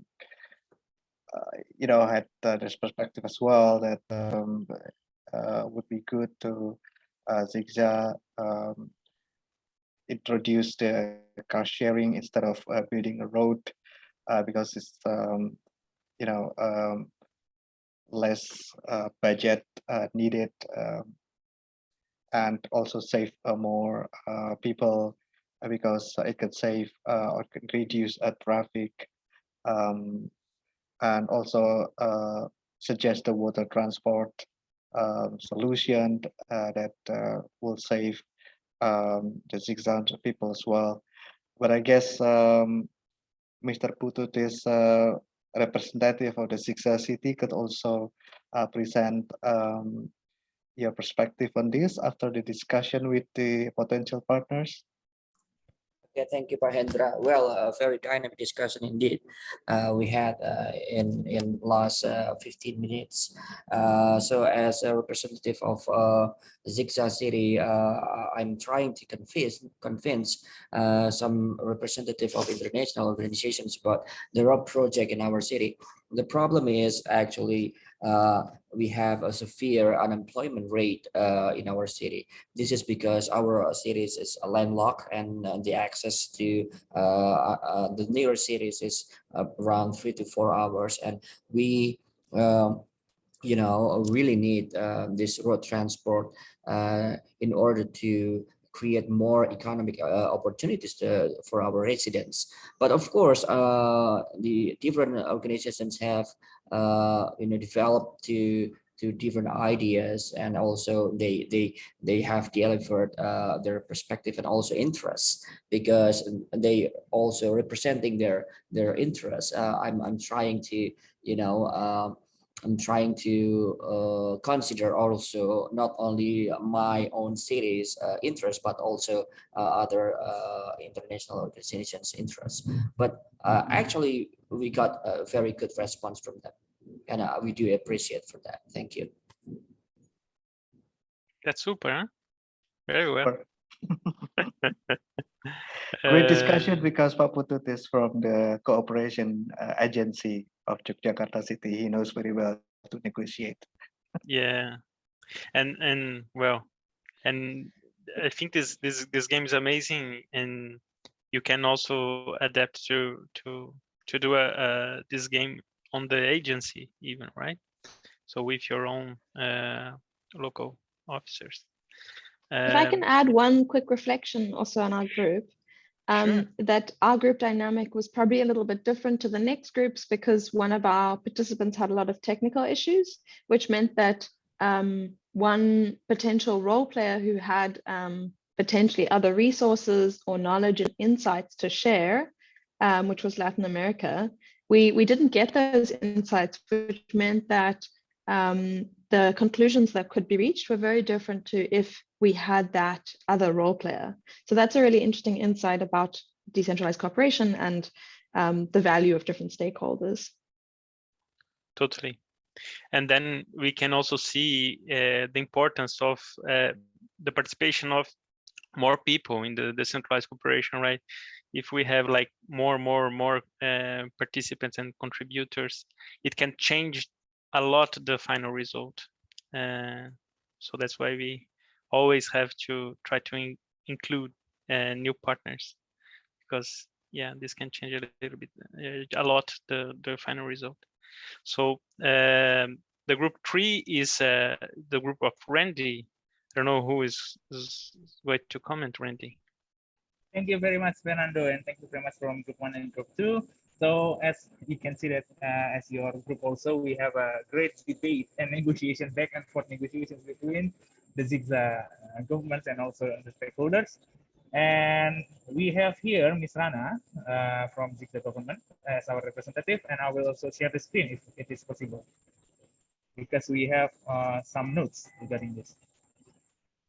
Sure. Yes. Go ahead. Ms. Rana, over to you. Okay.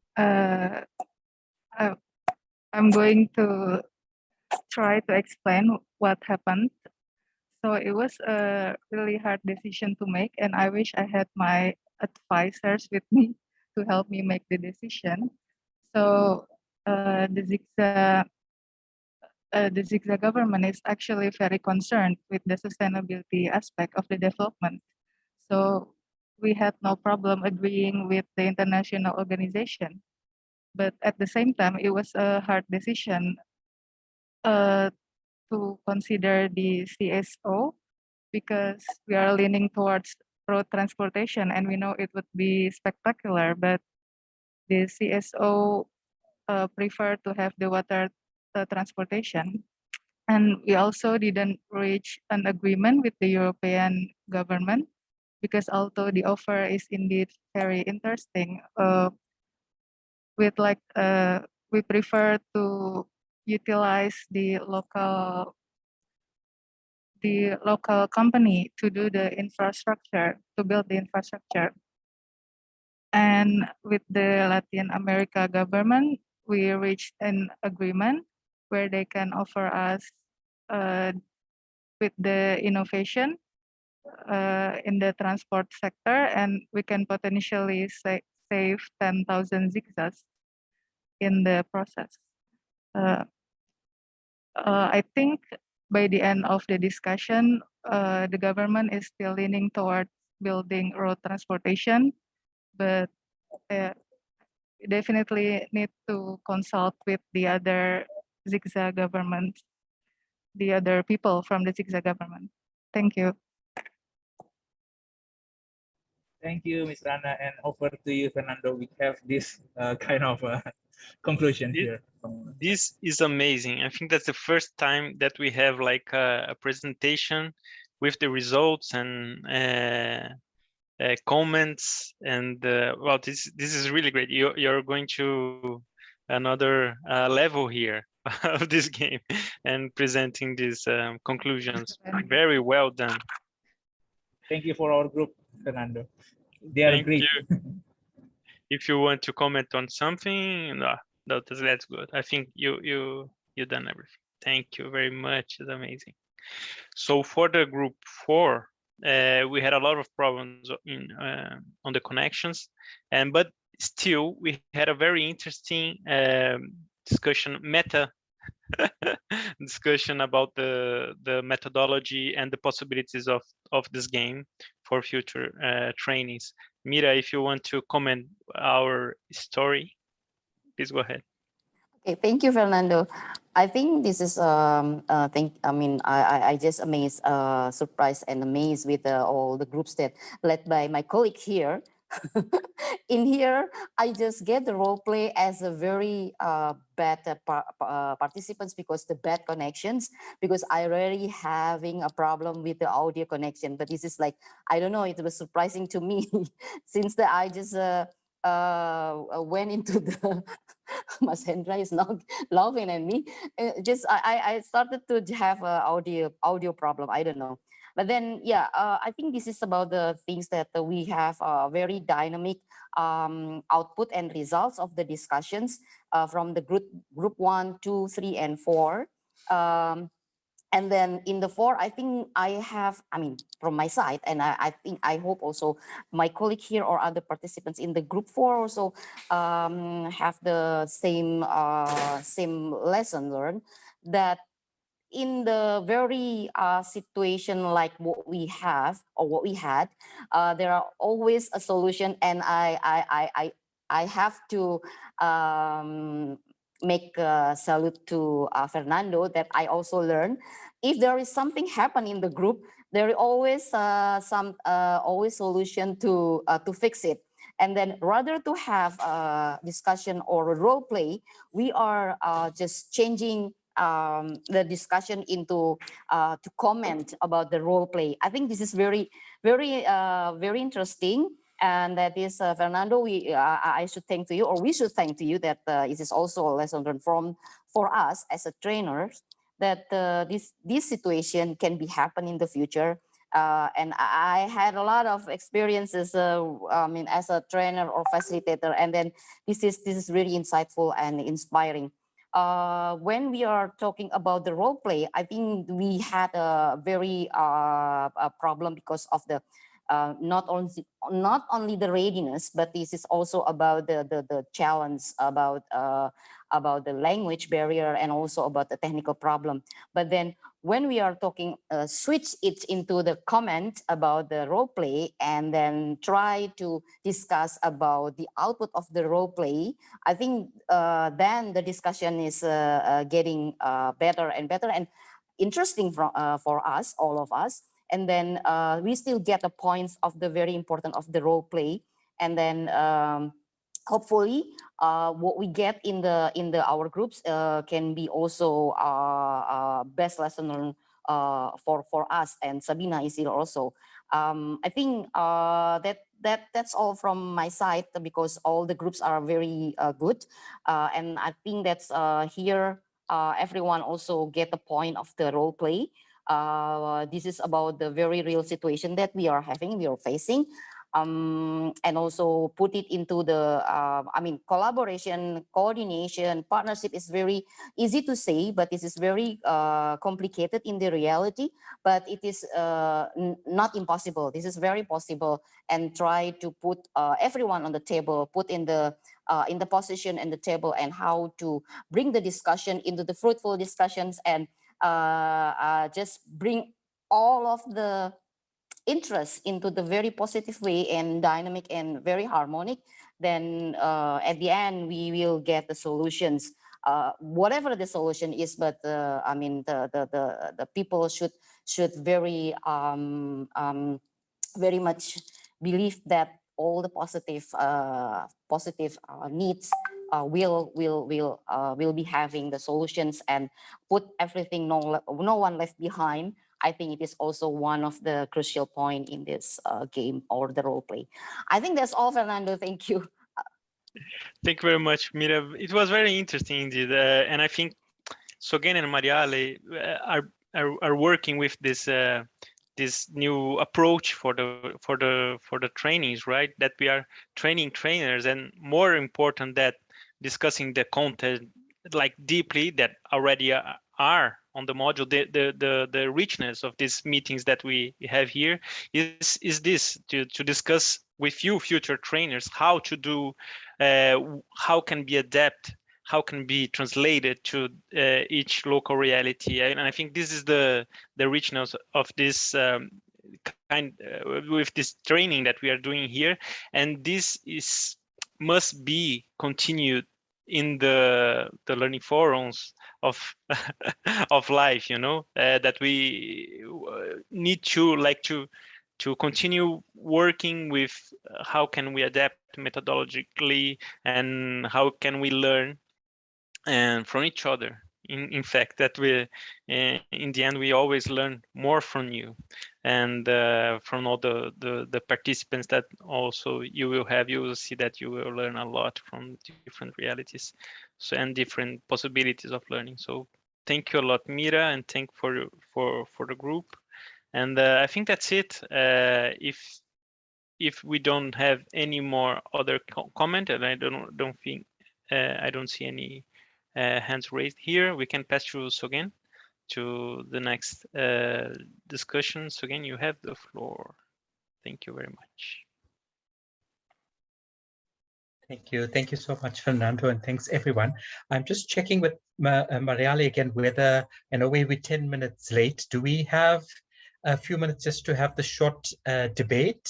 Can I just check that? Let's do it. Shall we do it? Okay, so thanks everyone. What we're wanting to do right now was have, according to our program, a kind of debate or a discussion on looking at decentralized cooperation's potential to really get partnerships going, right? And I think what came out strongly for me in the game that we just played in each of the groups was the how to manage different roles, and more importantly, how to manage different interests, right? And I know we've not really heard everyone's voices, right, in this right now. We've had a little bit of chatting, we worked in our group. So I'm just wondering whether we can get some volunteers to share literally in 60 seconds, in a minute and a half, about their opportunities that they would have had in bringing together different stakeholders, multiple stakeholders together in a DC partnership. So I'm calling for any volunteers to share a little bit about their experience. So just say, hi, my name is Mira, I'm from this country, and I want to tell you about a little bit of experience on how we try to mobilize partnerships and how that worked. So we've got maybe say 8 minutes left. So even if we have 2 or 3 people just sharing a little bit of experience, perhaps from voices we've never heard, because we've done case studies, we've had played games, we've done panel discussions, but we didn't have an opportunity to talk amongst friends. So are there any opportunity, anyone who wants to share a little bit, please? Just looking to see if anyone wants to put their hands up. Just tell us a little bit about how it worked for you.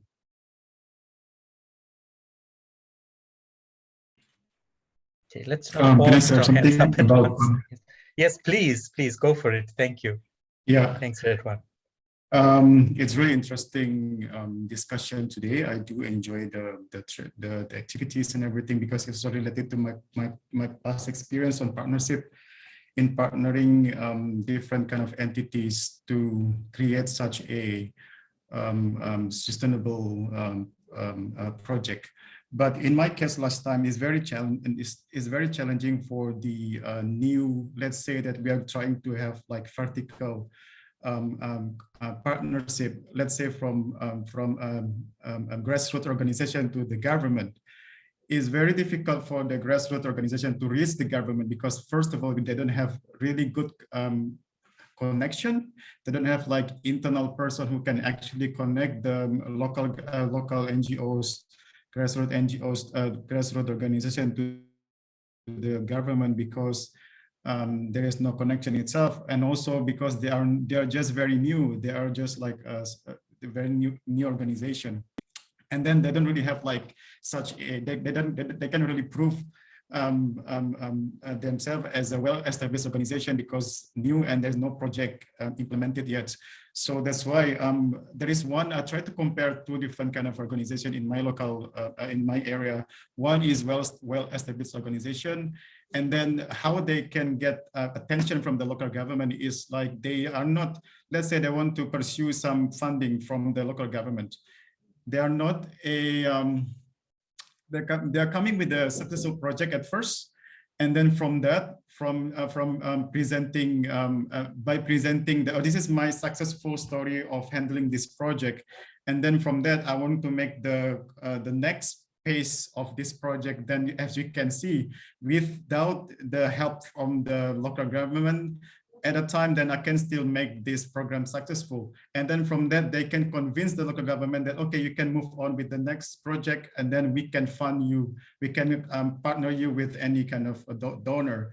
But for those who doesn't have like connection and they are very new, then it's very sad because they are trying so hard to help the government, because of course not so many things that government can handle, but these local NGOs can see, can see something that cannot be seen by the local government. But it's very sad that they cannot get in touch with higher entities anyway. Yeah, that's from my experience anyway. Thank you. Thank you so much, Redwan. I think being able to hear the voices of those who are marginalized, particularly from CSO, is a real challenge. And Redwan's sharing his experience. I think it was interesting because in our group, Francine was in our group, and she shared some of the, she gave us an idea, which was actually when you're facilitating a project, to make sure you have the SDG guiding principles there. And one of them is around leaving no one behind. So as a facilitator, to make sure that we bring these principles to guide the discussions. So Francine was suggesting that as facilitators who are out there, because this training is helping us to equip us to make this happen in reality on the ground. And to, even if you print out these principles and you put it out there, if you start the meeting with it, and to make sure that those who don't have connections, those who don't have enough power, that they're actively supported by us from local governments to be able to say, it's your voices that count. And so I think that's really, really important. Thank you, Redwan. Is there someone else who wants to share any of their experiences around some of the challenges? Because we know the theory, right? But how do we manage these competing interests? How do we manage those interests, perhaps even from the global north, who have lots of funding, who have lots of power, and how do you manage that? Anyone wants to share some of their experiences? Maybe just one last one before we go back into plenary. At least one other voice, perhaps.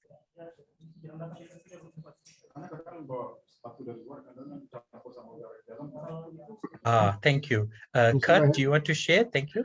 Sure. I think, you know, anytime that we're putting together partnerships, I mean, they're always based on common interests, but it's always true that the capacities and the resources, whether they be human or financial, of individual partners will vary. And so whoever is kind of leading the development of the partnership, you know, has to identify where are those common interests, and then the benefits and the risks associated with the partnership. The benefits obviously are leveraging the expertise and capacities of everyone. The risks are you do all of the work yourself because some of the partners are not don't have the same capacities. But it is also true too often that it comes down to resources. And while there may be common interest, I don't know how many times, you know, someone would call and you know, be interested in partnering with us until they find out that we don't have any money to contribute, and you never hear back from them again. So I think, you know, it's important that, you know, as we discuss partnerships, we talk about, you know, what can each partner bring. And as it relates to decentralized cooperation, I think this is a really interesting you know, topic, because it's often true that local governments don't have a lot of residual funding that they can provide, either to participate in something or to give to other entities without very complicated or complex either procurement or legal steps. So it does come down really in many cases to sharing expertise and knowledge and experiences. And that is, you know, that goes to both the capacities and the resources. But all of these partnerships require some level of financial resources if there are going to be outputs. And so there needs to be at least, you know, in the balance of putting together a partnership, at least one entity that has some money to make it successful, or you know, multiple contributors. But I think you know, for when we've been either approached or we're trying to put together partnerships, those are the things that really we kind of have to have the real discussion about. What's the common interest? What are the capacities of each? What are the resources? And then the benefits and risks have to be outlined for each. So thanks. Thank you. Thank you so much, Kurt. And that's a wonderful segue into the next session with Fernando around finances. But before we do that, I see Sarah's hand is up and she wants to share some thoughts, and then we'll hand over to Fernando. Thanks, Kurt. Yeah, I will just say in 1 minute on the experience of Global North, which maybe one piece is that, of course, the point of adapting to somebody who offers funding is absolutely natural, but this is a big obstacle if a southern government or a southern partner is not clear about the expectations and about the own idea, because thinking that maybe the northern funding will disappear if I say really what I want, so I better go with the opportunity. And this is opportunistic. So this is behavior that need to be changed, and it can be changed twofold, or being empowered, so with more local actors, through the local actors, or also dealing funding, because managing funding, I think from the north, this is really critical. If there is a funding window, this forces decisions locally, and this forces management capacity and more clarity. So hopefully also funding in project is very helpful, because this brings also decision makers on the board. Thank you. Thank you. Thank you so much, Sarah. That is perfect. Another segue straight into Fernando, who will manage our session 5 and on funding, and it's a very, very interesting one. So Fernando, over to you. Thank you. Thank you. So again, I don't know, I see that Francine raised her hand. I don't know if you have something. If there just to is a take part. little time, just to react a bit to what Sarah said and just to contribute it, because I think it is true that we need to break a bit this paradigm. And one of the things we try to do also from our side is to change this perspective, because you are coming with money or you're coming from the north and you want to just come with knowledge, no? So what we try to change is also a bit the narrative, because at the same time that we are working with sustainable development in a city in Africa, we are also working with sustainable development in a city in Europe. So we are also trying to contribute to change this vision where we are doing cooperations that are mutually benefiting. So you change a bit this idea of really just seeing that someone is coming with fundings and capacity, so they have to guide the cooperation, when already the actors coming from Europe, for instance, have this different vision that the 2030 agenda brings, where they're not only benefiting a territory where they're cooperating, but they are using that cooperation to benefit themselves. So that goes as a vice versa. So just to close on that. And also, I take the opportunity that my microphone is open. I really need to go for another meeting, but it was a pleasure being here, and I hope to see you all very soon again. Thank you very much, Francine. It was a pleasure to have you here as always. Thank you very much, and great to see you again. See you next time. So, well, the dialogue, the debate here was so rich that you have anticipated already a lot of what I was about to say. So I will just highlight some points that I think are the key points here of this module, right? And that you can be very you must be very I don't know, clear with your trainers that that's what we were discussing, right? That with all the scarce financial funding that we had since the 2008 crisis, and then after that with the COVID, I think this is a big challenge that we have to find financial resources to fund the decentralized cooperation initiatives that we might have. So you always and the module is very important because that it is structured on this SDG principles, that this kind of logic, old logic of the decentralized cooperation is changing. And I think this is what you have to be highlighting all the way in your future trainings, that in the same time that we have some difficulties, that decentralized cooperation is not the priority for any local government. And after COVID, there are also new opportunities with this changing of this logic of the decentralized cooperation and the cooperation in general, right? So as we already discussed, we have to be always open to new partnerships, and that's what the SDG 17 is all about, right?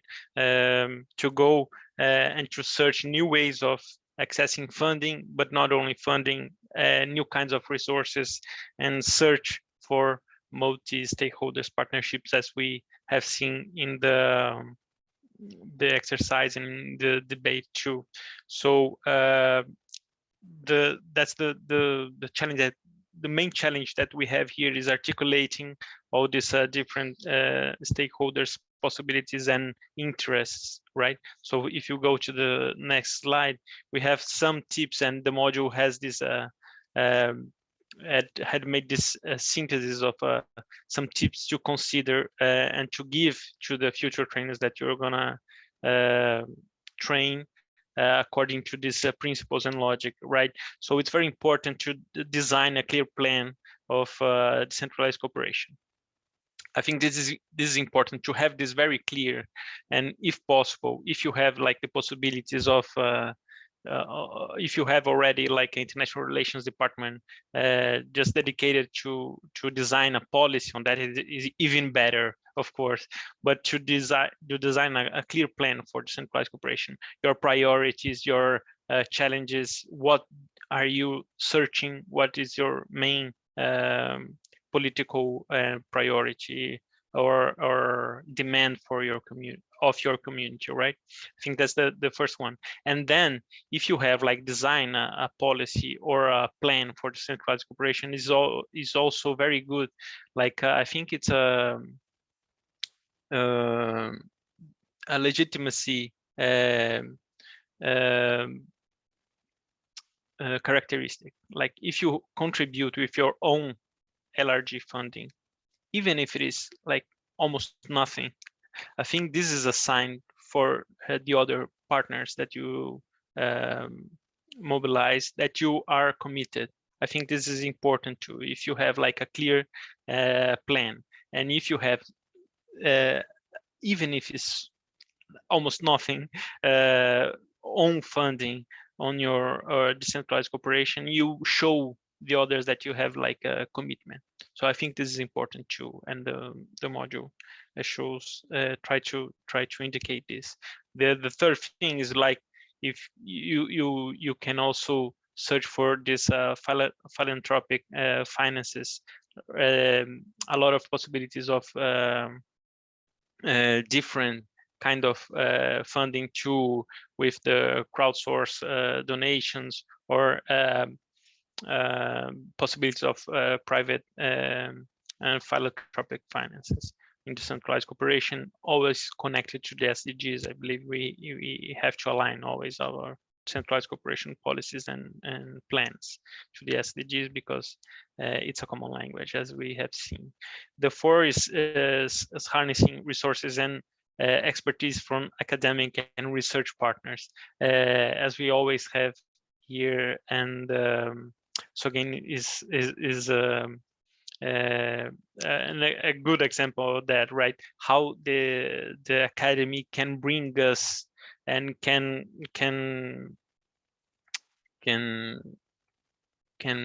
bring us like an advanced and very good way of seeing things. So we can use this this knowledge to also help us monitor our decentralized cooperation policies, impacts, and think about the process from other point of view. The fifth tip would be to matching this budget support from potential development partners with local priorities, and combine different initiatives already in place related to the SDGs. So this is very important too. We must find like other initiatives that already are in place and try to match different kind of and combine different kind of actions already in place. The sixth one will be to engage local governments association and national ministries, as we already discussed too, the importance of having everyone on board and different kinds of contribution, this multi-level articulation, right?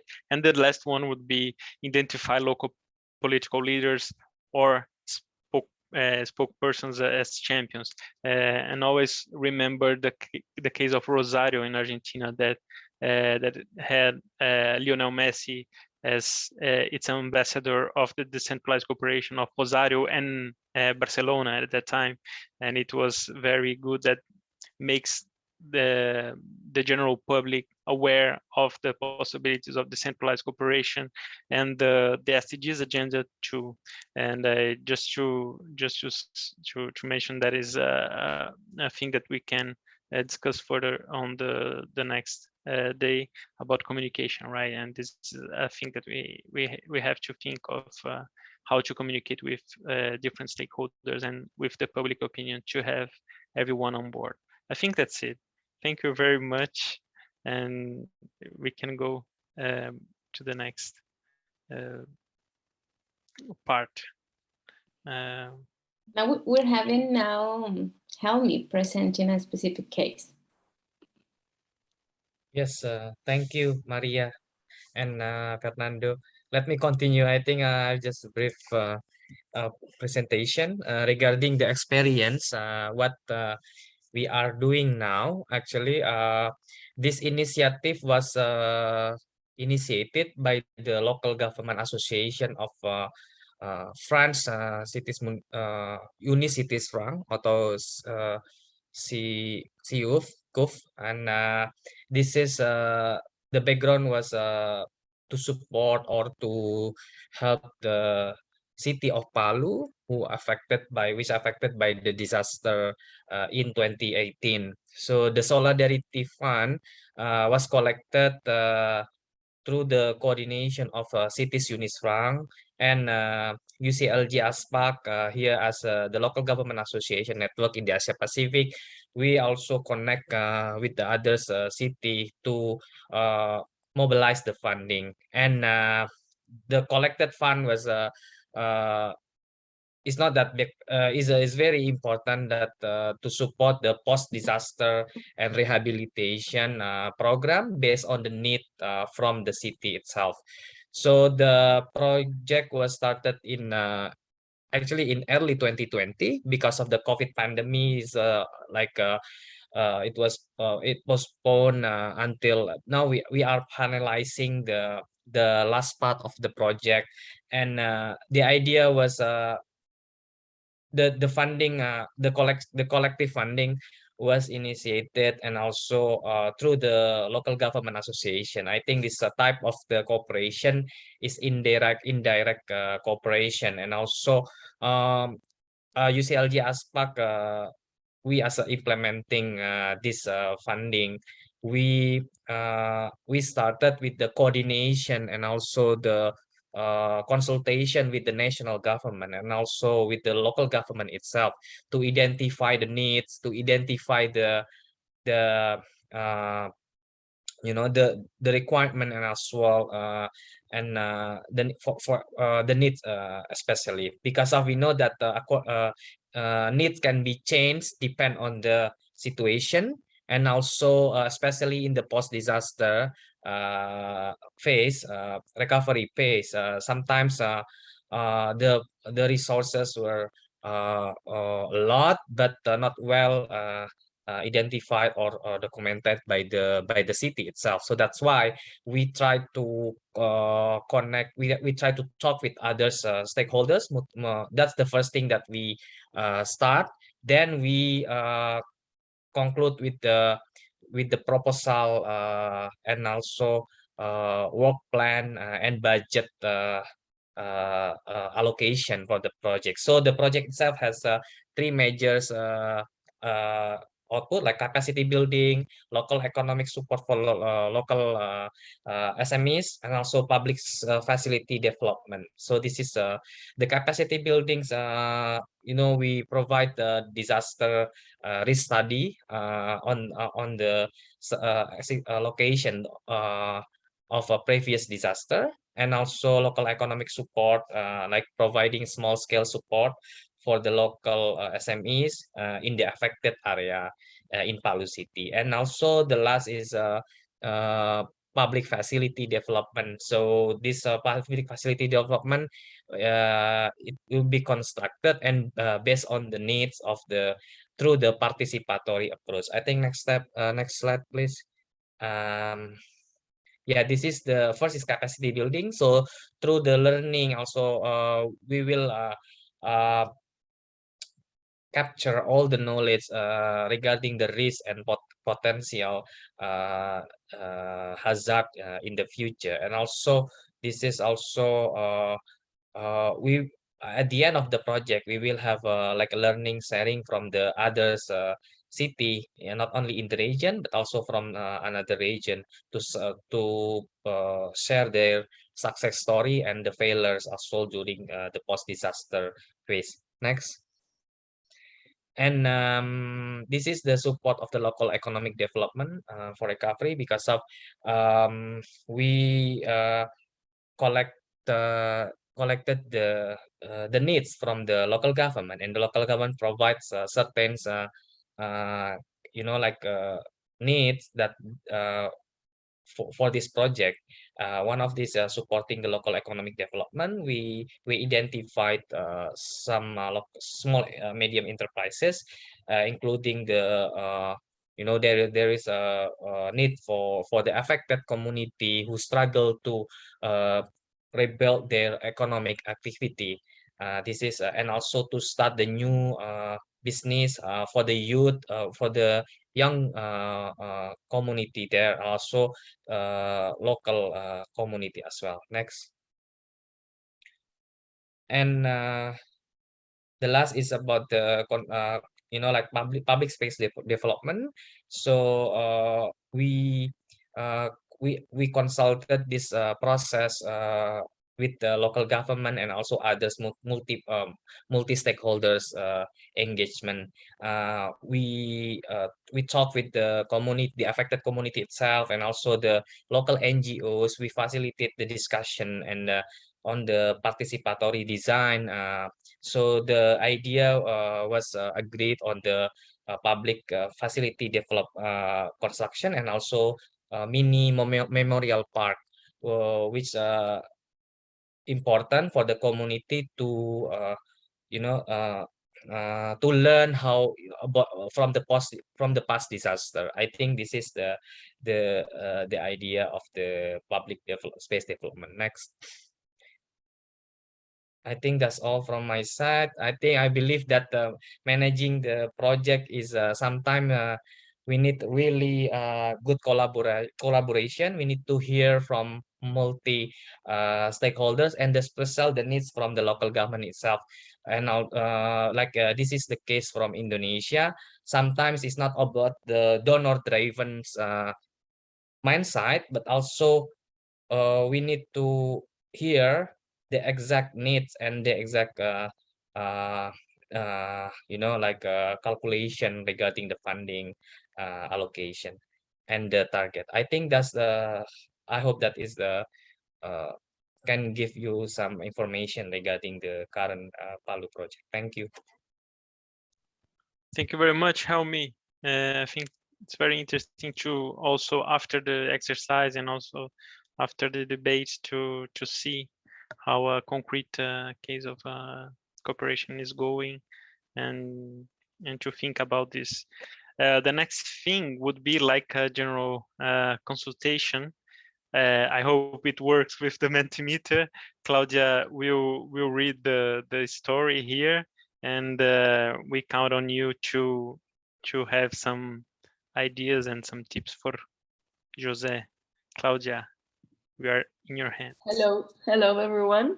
I'm Claudia from the UCLG learning team. We'll be doing now, building on what's been said during the debate, during the exercise, during Fernando's presentation. We are going to do a short exercise using Mentimeter. So, well, basically I'm going to tell you a story, and you will have to go to Mentimeter using, well, I don't know if someone can share the link through the chat, or you can just go to Menti and use the code that you see on the screen. And you will have to answer a question. So basically, the story is that we have someone called Jose Oliveira. He's an official in the urban planning unit of São Luís in Brazil. And well, he, before doing a training like the one we're doing right now, he didn't really know what it was, what decentralized cooperation was. But now that he's done this training, he knows exactly what it means, how it has developed over the years, its benefits, how it can connect the international with the local levels. He has also learned how to put up a simple but effective plan for a policy for decentralized cooperation in his municipality. But Jose has heard that you need international funding to do to engage in a project, in a decentralized cooperation project. And nowadays it's more difficult to get international donors funding. So he's not really sure if he should engage in a project like this, because he doesn't know where he could take the funds from. So and also he is from São Luís, which is a small city. It's not like Sao Paulo, so it doesn't have a very international profile. So, and more on top of that, we have COVID-19, which has affected a lot the local economy. So he, as I was saying before, he's not sure if he should engage in a centralized cooperation project if there's no funding available at the international level. So he's a bit discouraged. And what I'm asking you is, what would you tell him? What tips would you give to Jose to encourage him to engage in a centralized cooperation project, how he can start? And yeah, you can use Mentimeter to write it down, and we will be reading them out loud. So I'll give you some time.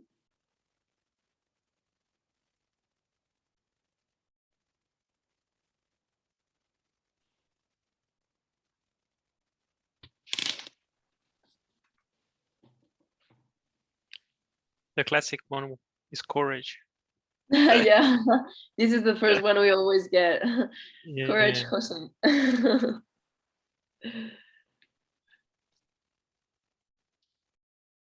Ish, can you, the screen, I don't know why I can't see it like properly. I guess it's issue, yeah, now. Issue identification, okay. Look for partners. Stakeholder donors meeting, very important.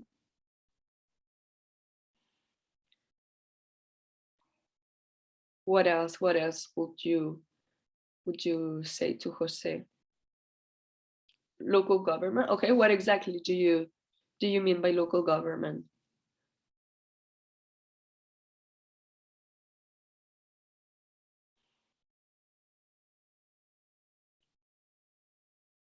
Make sure the enabling environment.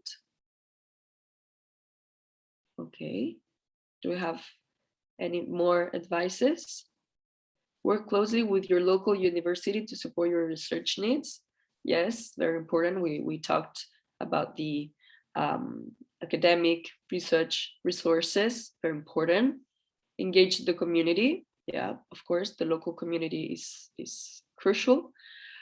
Explore the opportunity for cooperation from the regulatory boundaries. Identify funding, ask for help or join city networks. Consulting with national government, cost-benefit analysis to gain support, a bottom-up approach. Yes, you're having a lot of good ideas, very good ideas.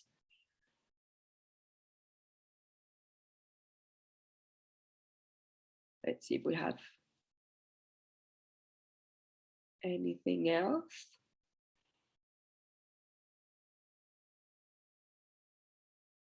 Have faith in the process together with your stakeholders. All will be well, Jose. This is a bit like courage, Jose. But yeah, absolutely.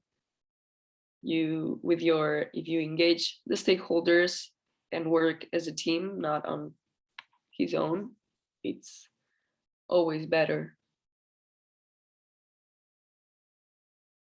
Consult with experts, academics. Perfect. Vamos, Jose. I don't know if we say vamos in Portuguese, but Yes, the same thing. the Vamos. same thing. Okay, Yeah. so vamos, Jose. Okay, engage local stakeholders. university, private sectors, chamber of commerce.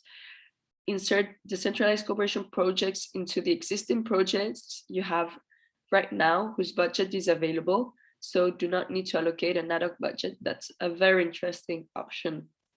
Yes, absolutely.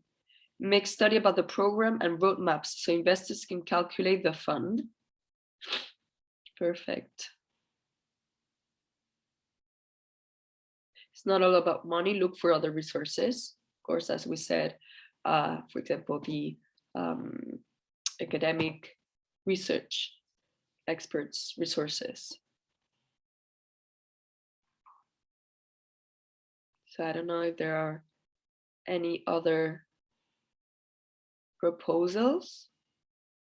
Otherwise, who would be closing this exercise? Join UCLG ToT, of course. Trainings, learning trainings are always a good idea, especially for those who don't exactly know what it is about.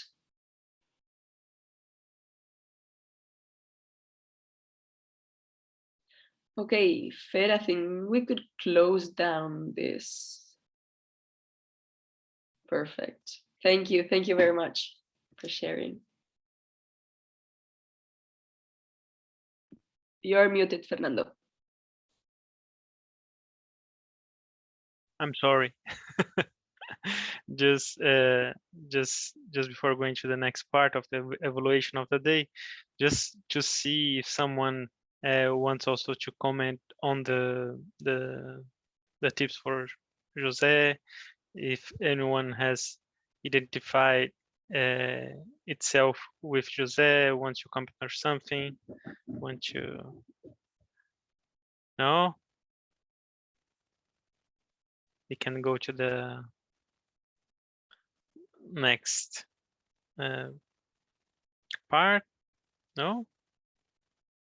Okay, so we can go to the next part of the day.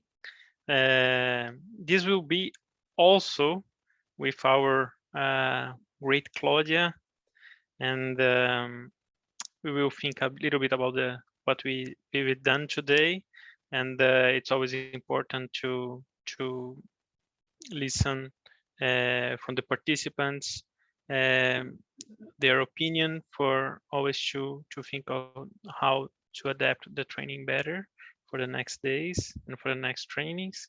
So Claudia, we are also in your hands to do the evaluation. Perfect. But you're sharing the screen, right? Yes. Yes. So now we will ask you a couple of questions. Again, go to Mentimeter and use the code that you see in the upper part of the screen, or use directly the link that Mariale has shared in the chat. So once you're there, I would like you to tell us, what did you like most about this second day of Module 4 training? I don't know if you remember what we did the first day, but today, what did you like the most about today's training?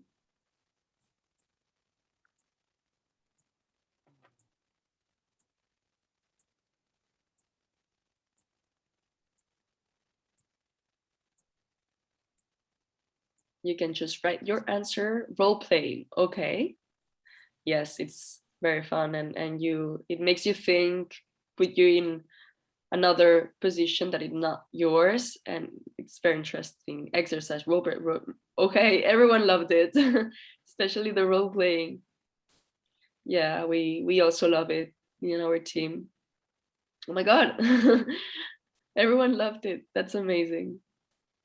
Yeah, you learn a lot during this. The debate on project proposal decision. Yeah, debates are also very, very enriching. Experience sharing.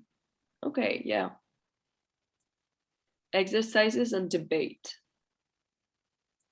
Need more explanation on the modality of decentralized cooperation. What do you mean exactly by that? Do you Are you saying that you still need more explanation on that, or that is what you like the most about the second day? Collab discussion given the different roles. Yes.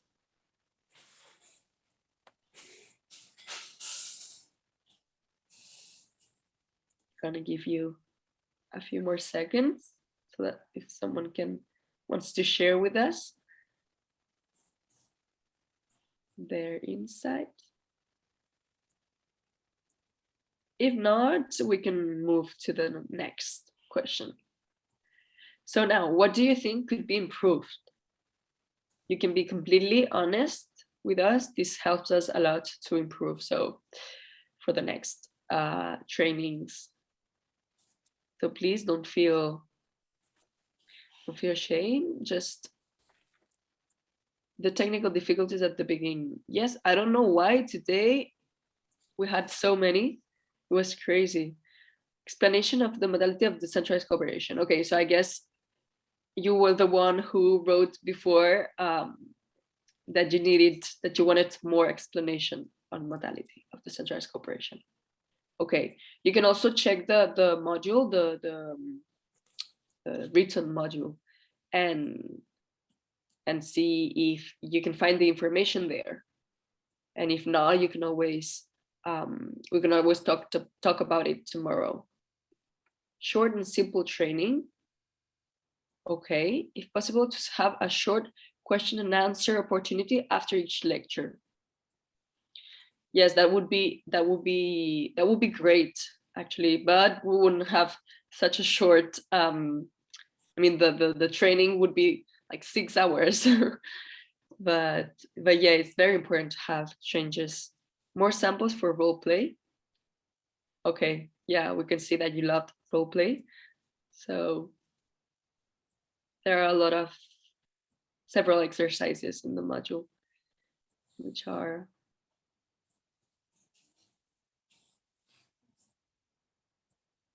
okay. So more decentralized cooperation from the real case, how to mitigate the challenge and create best solutions. So, okay, so I guess more experience, real cases sharing from the participants or from someone from the organizers. 2 hours in a day only, but more days. Okay, the only problem about that is that it's very hard to find 3 days already. So I don't know what it would be like to find 5 days. But yeah, we take it into account. Engagement with private sector or other experts on the DC funding experience. Okay, more time during the breakout session. Yeah, actually, we should have had more time on today's breakout session, the role play. But as we started later, due to the technical difficulties, we had to shorten it a little bit. But yeah. And before training, to share video demo for activities. Okay.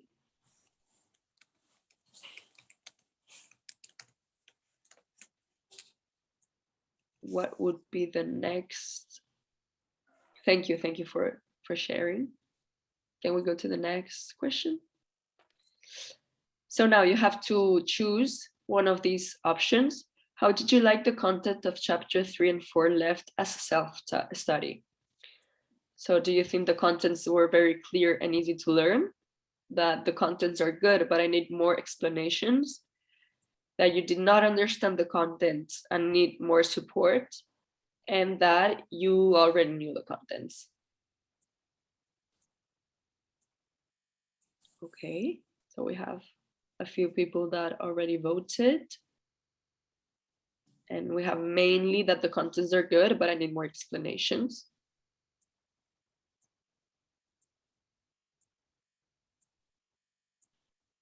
Okay, we're still having the same proportion. Some people said that they did not understand the content and need more support.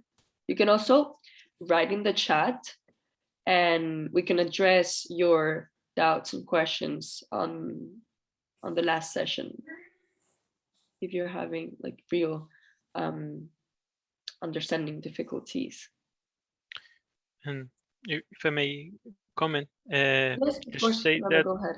yeah, just says that we know that the agenda of everyone is very tight and everyone is committed with a lot of other activities in this time of the year, especially. I think the idea, generally, we always have this this problem of if we explain every little thing that is on the module, we will have like a training of 20 hours at least.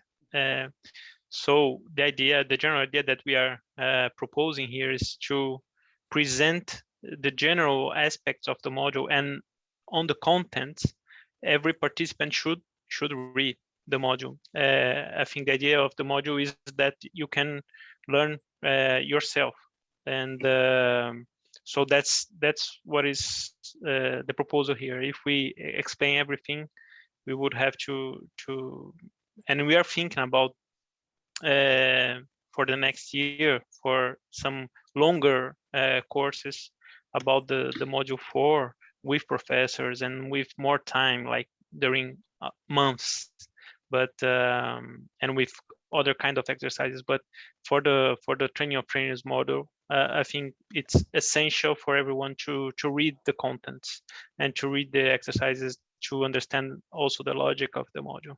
So that's it. Yes, I just wanted to comment something to reinforce what Fernando was saying, and is that we do have this model that is kind of like our center of everything, right? For this training of trainers, people should read it. But also, the module has something that is very interesting, and is that it has additional material for you to actually go deeper if you want. The module, you can go as deep as you want. So you have there bibliography that you can consult if you are feeling that the concepts are not clear enough. But the contents written there are very explained for a very basic public, but you can, as I was saying, you can go as deep as you want. So that is something, and all of these questions, just not, we are reflecting on all of this feedback tomorrow in a sessions that we will be leading. So thank you for saying that. Claudia. Yes, no, thank you, both of you. Well, I guess we can go to the next one. What did you think of the role play exercise? Would you be willing to replicate it? I guess the answer will be yes, because everyone loved it, apparently. But yes, see? Someone there is studying Spanish, right? And French yeah. too. Yeah. I was thinking the same. Or French.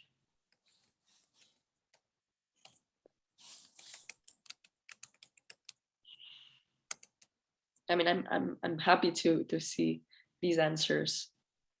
Sure, we look in context. Yes, that's very interesting as well. And maybe makes participants to be more engaged. I don't know, you have to, as future trainers, you have to think about those things. I think we can go to the next. I don't know if there's a last one. No, that's it. Thank you very much to everyone who answered. This helps us a lot, as I was saying before. Thank you. Thank you very much, Claudia. Hendra, we are in your hands. Yeah, so thank you, Fernando, and thank you, Claudia, for facilitating the session. And we're coming to the closure of the second day of the training. We had very resourceful training this today. very pleased to see the dynamic, and we had amazing speakers as well today, and also I saw knowledge exchanges, and also the active participations during the exercises, and the role plays was amazing as well. That's why you liked it a lot and liked it too. So I'm glad to see how the training went today. Hopefully that it will happen as well tomorrow. So thank you so much for participating in the training. And we had also learned from the cities, learn on from Surabaya experience, Jakarta experience, building the partnerships, and taking the activities on the ground. I think that will be very insightful experience for other local governments to also implement or take it as an examples for you to develop similar initiative at your own area. And we also learned the partnerships, the importance of the partnerships, and how it will help your area grows, and how it will be effectively linked with the SDGs initiative in your own areas as well. So I think decentralized cooperation is very important for local governments to get support, to get the feedbacks, and also as well as to get the knowledge, useful knowledge, aiming to achieve the SDGs. And we also learned how to mobilize the funding. We also heard of the experiences of the ground and from Palu. Helmi has explained us very well how UCLG ASPAC had the initiative to to get involved with the local governments in Palu to support the recovery, as well as how the cooperations engage with the local stakeholders and successfully rebuild the city, and were able to support the SMEs and the local residents' economy as well. I think that's for today. Hopefully that I didn't miss out the topics or materials that has been delivered today. So tomorrow we'll be starting 2 p.m. Jakarta time. So please adjust with your time zone. We're still having the final day tomorrow, and hopefully you're still joining us. And tomorrow we going to learn about the effective local cooperation, and how to design the impactful SDGs linked decentralized cooperation, and what is exactly decentralized cooperation aiming at, or aiming for. Also the communication of the the initiatives of the decentralized cooperation as well. So I think that's all for today. Thank you so much for your participation once again, and thank you so much for all speakers who have been attending this session. Your valuable contribution is highly appreciated. Thank you for all, for the committee, UCLG World, UCLG ASPAC, Platforma, and everyone else. Kurt from UNSCAP, thank you so much for attending today's session. And I'll see you tomorrow. Can I make a comment? Just like oh, sorry. Yes, Maria. Right, okay. Just No worries. I just wanted to tell you that well, tomorrow, as Hendra was saying, we have a different kind of activity, so please come prepared if you have the time. We did send you some other preparation for the exercise, and you saw today how important it is to have it a look before. So come prepared, come energized. I know it's long, but we are Fortina family, training family. So we are gonna be, for sure, tomorrow's session is gonna be great. We're not having any technical difficulties tomorrow. So please hope for the link that we are gonna be, I guess, looking for a different link or to solve the problem. And please look at the homework and see you tomorrow. Thank you, Maria. Despite technical issues, we had amazing training today, so I don't worry at all. So hopefully that tomorrow we're not facing any difficulties, and yeah, we're still working on that for sure. Okay, thank you so much, and have a good rest. Enjoy the rest of the day, and I'll see you tomorrow. Bye bye. Thanks everyone. Thanks Hendra. Thanks Randy. Thank Helmi. you. Thank you, Fernando. Thanks Thank again. you, Thank you, everyone. Lutando.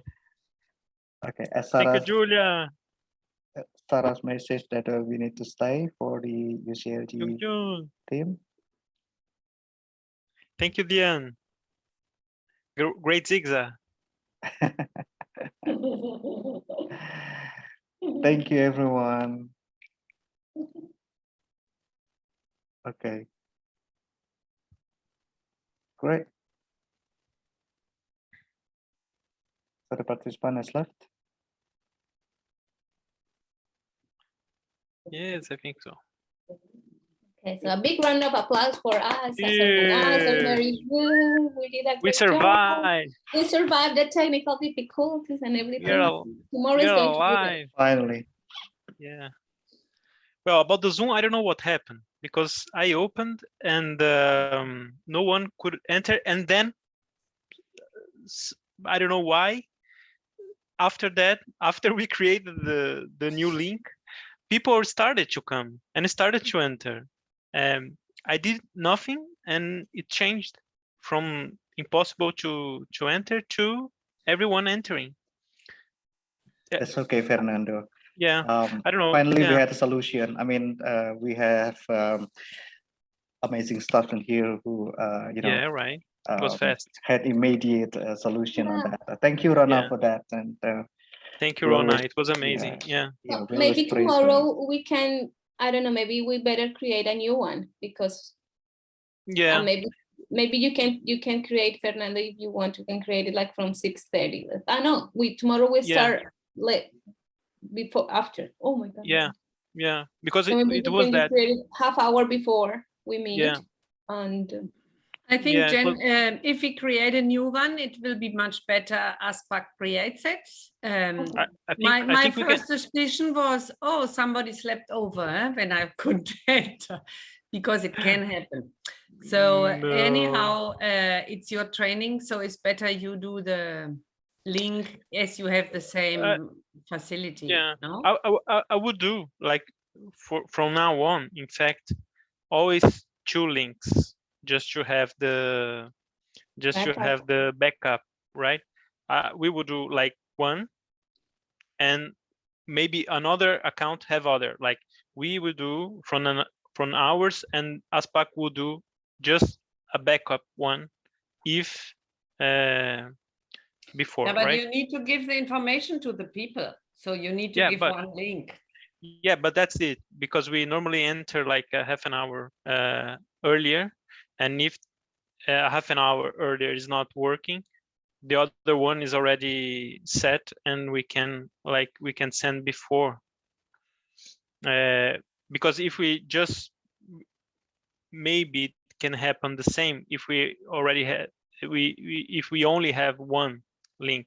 If ASPAC creates one, I'm just saying that it's always good to have two from two different It's accounts. good to have two, but inform on one. And inform Sure. everybody. Today, now on the reminder, for example, Kurt was not receiving, and it can happen, no? We later then forget people. So maybe, Hendra, if you are going to inform everybody and send all the links for the meeting, or do you want us to do it? All right. That'd be fine for ASPAC to do that.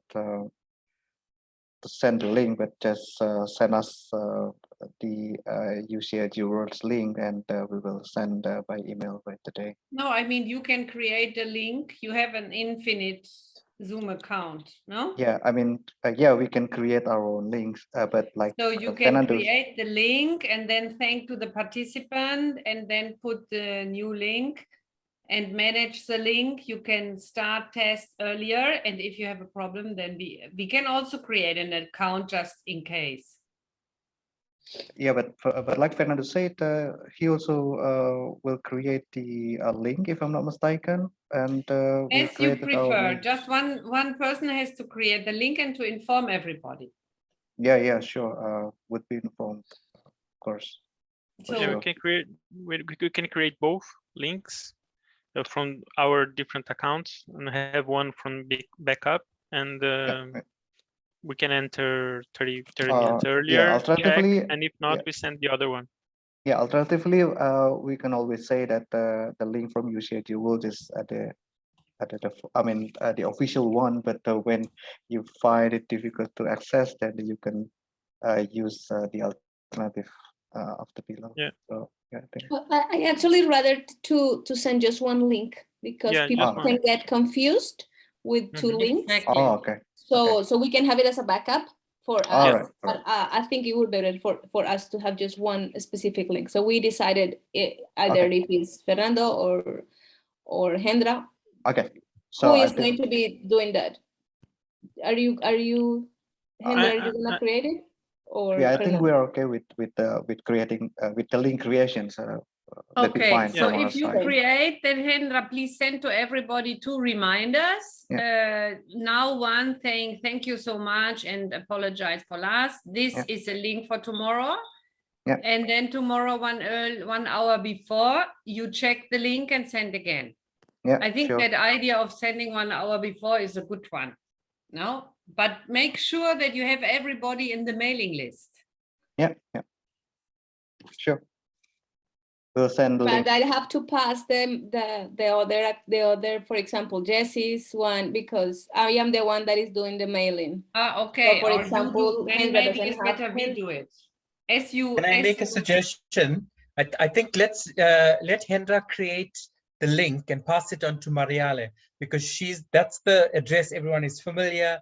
They know it's coming. They know there's a reminder coming. So it's just Hendra creates the link and Mariale just continues. It just will be easier with one link and one reminder. Okay. We'll send Maria the link then. Good. But congrats again, because we have But solved then we and can we also had use the covered old everyone link, yeah? today in a few minutes. It was amazing how we had very good recovered response. in 5 minutes. It was really great. Congrats, Good. everyone. So for the agenda for tomorrow, so we don't spend a lot of time because we are tired, all of us. So we do have, just let me share very quickly well, if I can, because now technical difficulties. It's my day for technical difficulties. Okay, let's see. Maybe you're gonna see my chats, maybe you're not, I don't know. If you do see my chats, I'm sorry. Are you seeing the agenda? Okay. Thank you.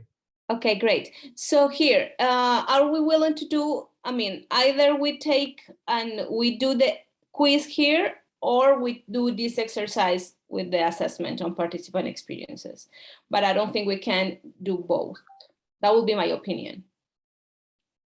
So what do you think it would be best? So sorry, Mariale, what kind of form we will do this exercise? Is it on Mentimeter or Mural? No, this exercise is just a debate, right? So again, Or debate? yeah.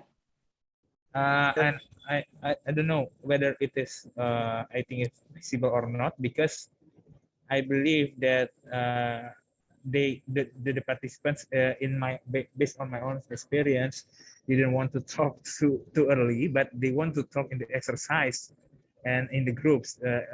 I believe that it is better from my opinion, from my view, to have some kind of not debate just right after the opening sessions. It's just my opinion. Okay, it's a good opinion. The thing with the quiz for this is that I believe that I don't think they're gonna read. I mean, they didn't read the chapter 3, and I don't think they're gonna read it for tomorrow. But we can pack it differently. I think today was a question on the modalities, no?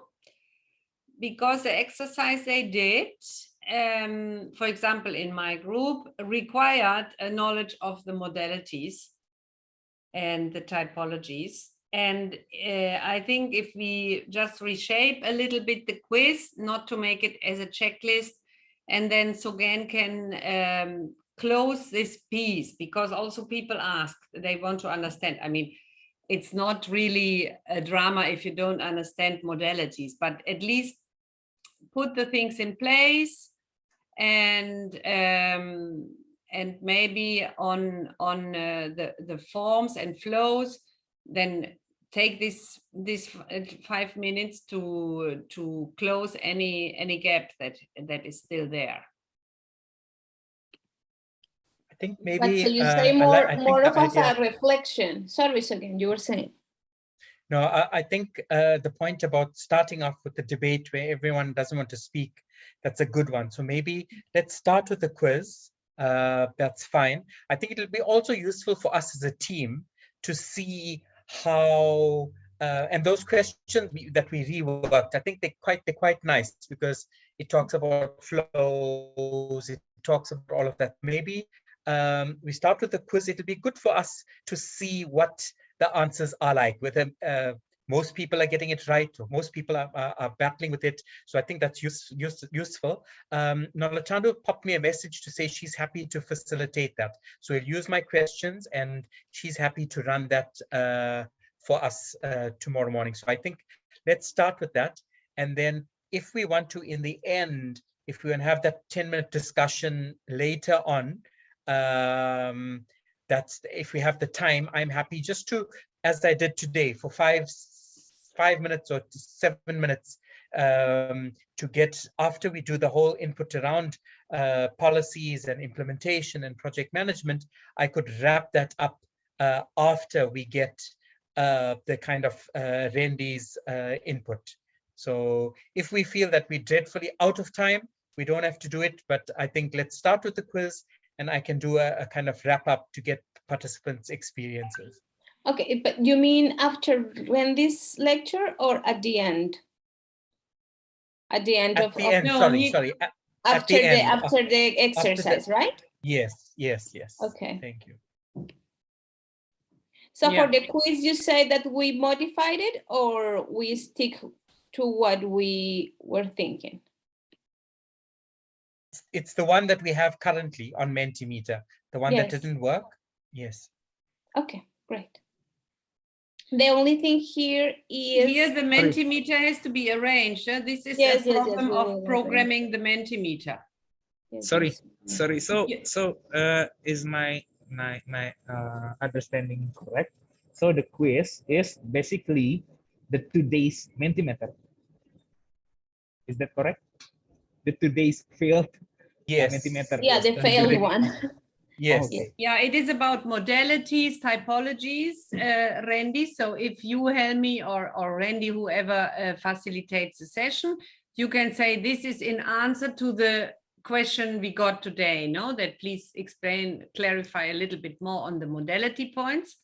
So the quiz gives this opportunity first to test, and then Sogen will answer and clarify any open issues. And 10 minutes is enough for this. Yes.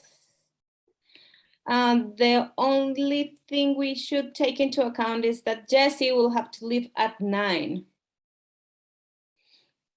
So we have to be very careful with the time for this. For this first session. Yeah. So should we stick with this discussion? Frankly, I don't know what to discuss. Because I believe if we have to have a discussion again, I believe just like this today, the debate and discussion sessions, we will just be hearing from Sarah, from Francine, from Kurt, and not from the participants. That's what my understanding. Well, what about if we invert, we put Jessie first and the policy after? I think content-wise, it can work as well. And then instead of discussion, we can say questions and answers. Okay. Or we can put the question and answer after Jessie's input. So then Randy can really stick to his 10 minutes.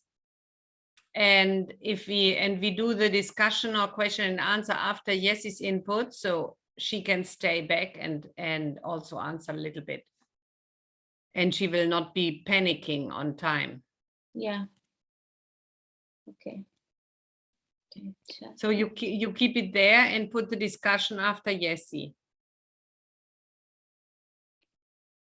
Oh, you say that I facilitate the quiz again? No, Sogen facilitates the quiz. Oh, my apologies. I meant Nolatando. Sorry. So okay. She's volunteering to do that. Sorry, I meant okay. Nolatando. Asgard is scared here. Okay. Okay, so we do question and answers here. I will.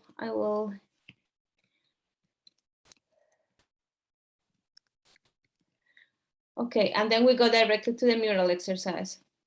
Yeah. I'll create the links today. And then we have the debate afterwards with Sogen.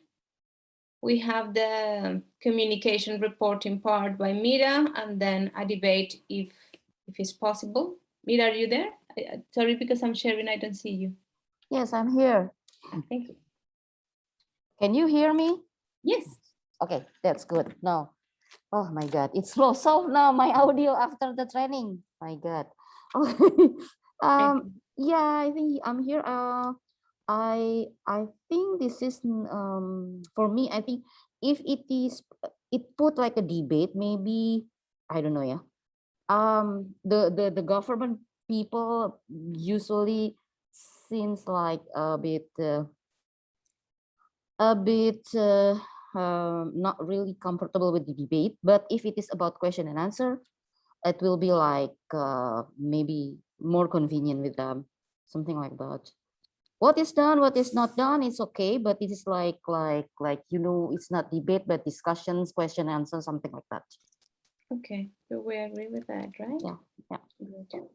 Okay, just for a small thing, I think Helmi was saying that he cannot facilitate the exercises tomorrow. Not only facilitating, but also I think he cannot moderate the whole session also, because tomorrow it's Helmi's moderating. Okay, so who is willing to moderate?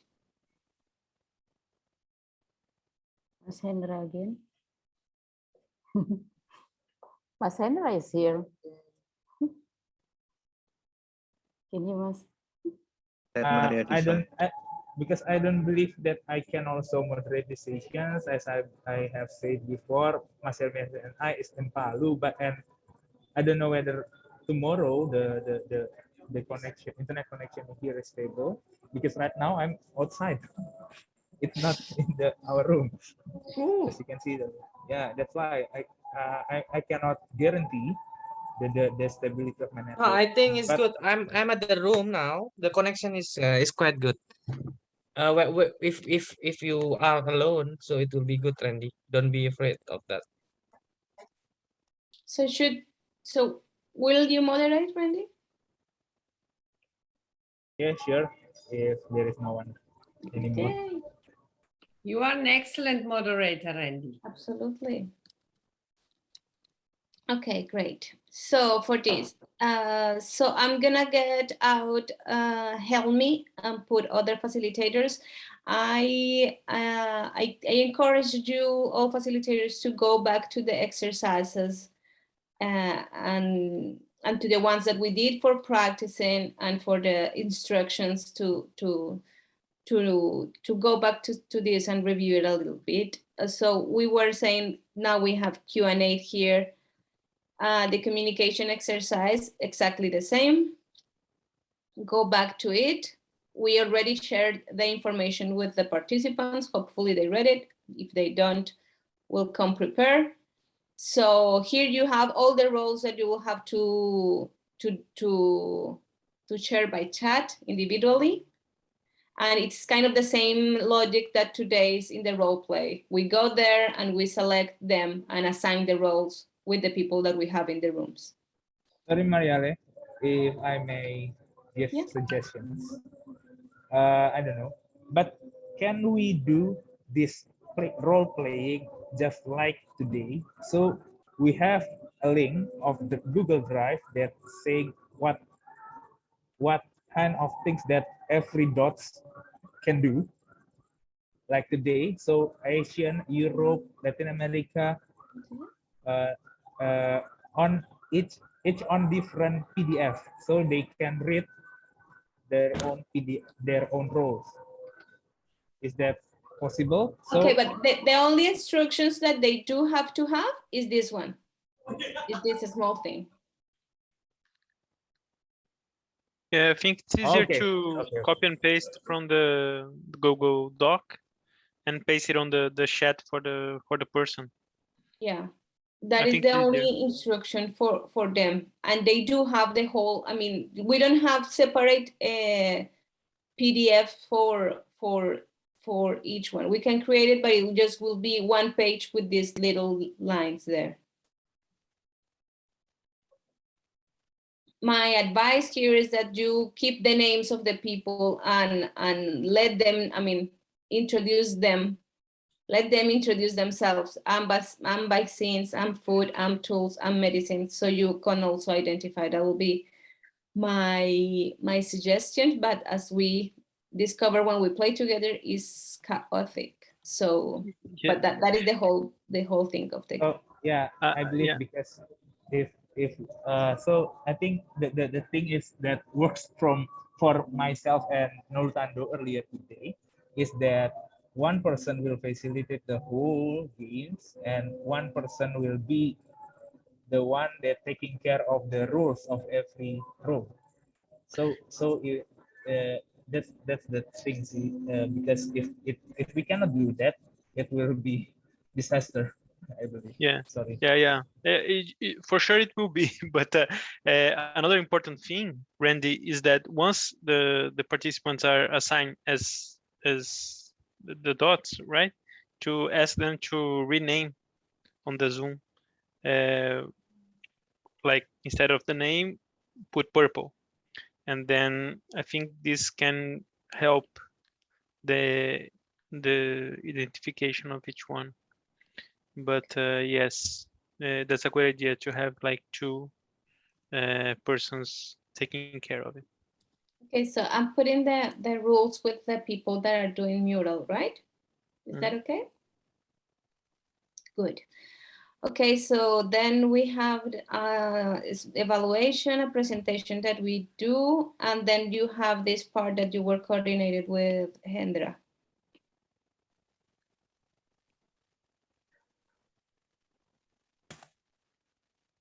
Is that all taken care of?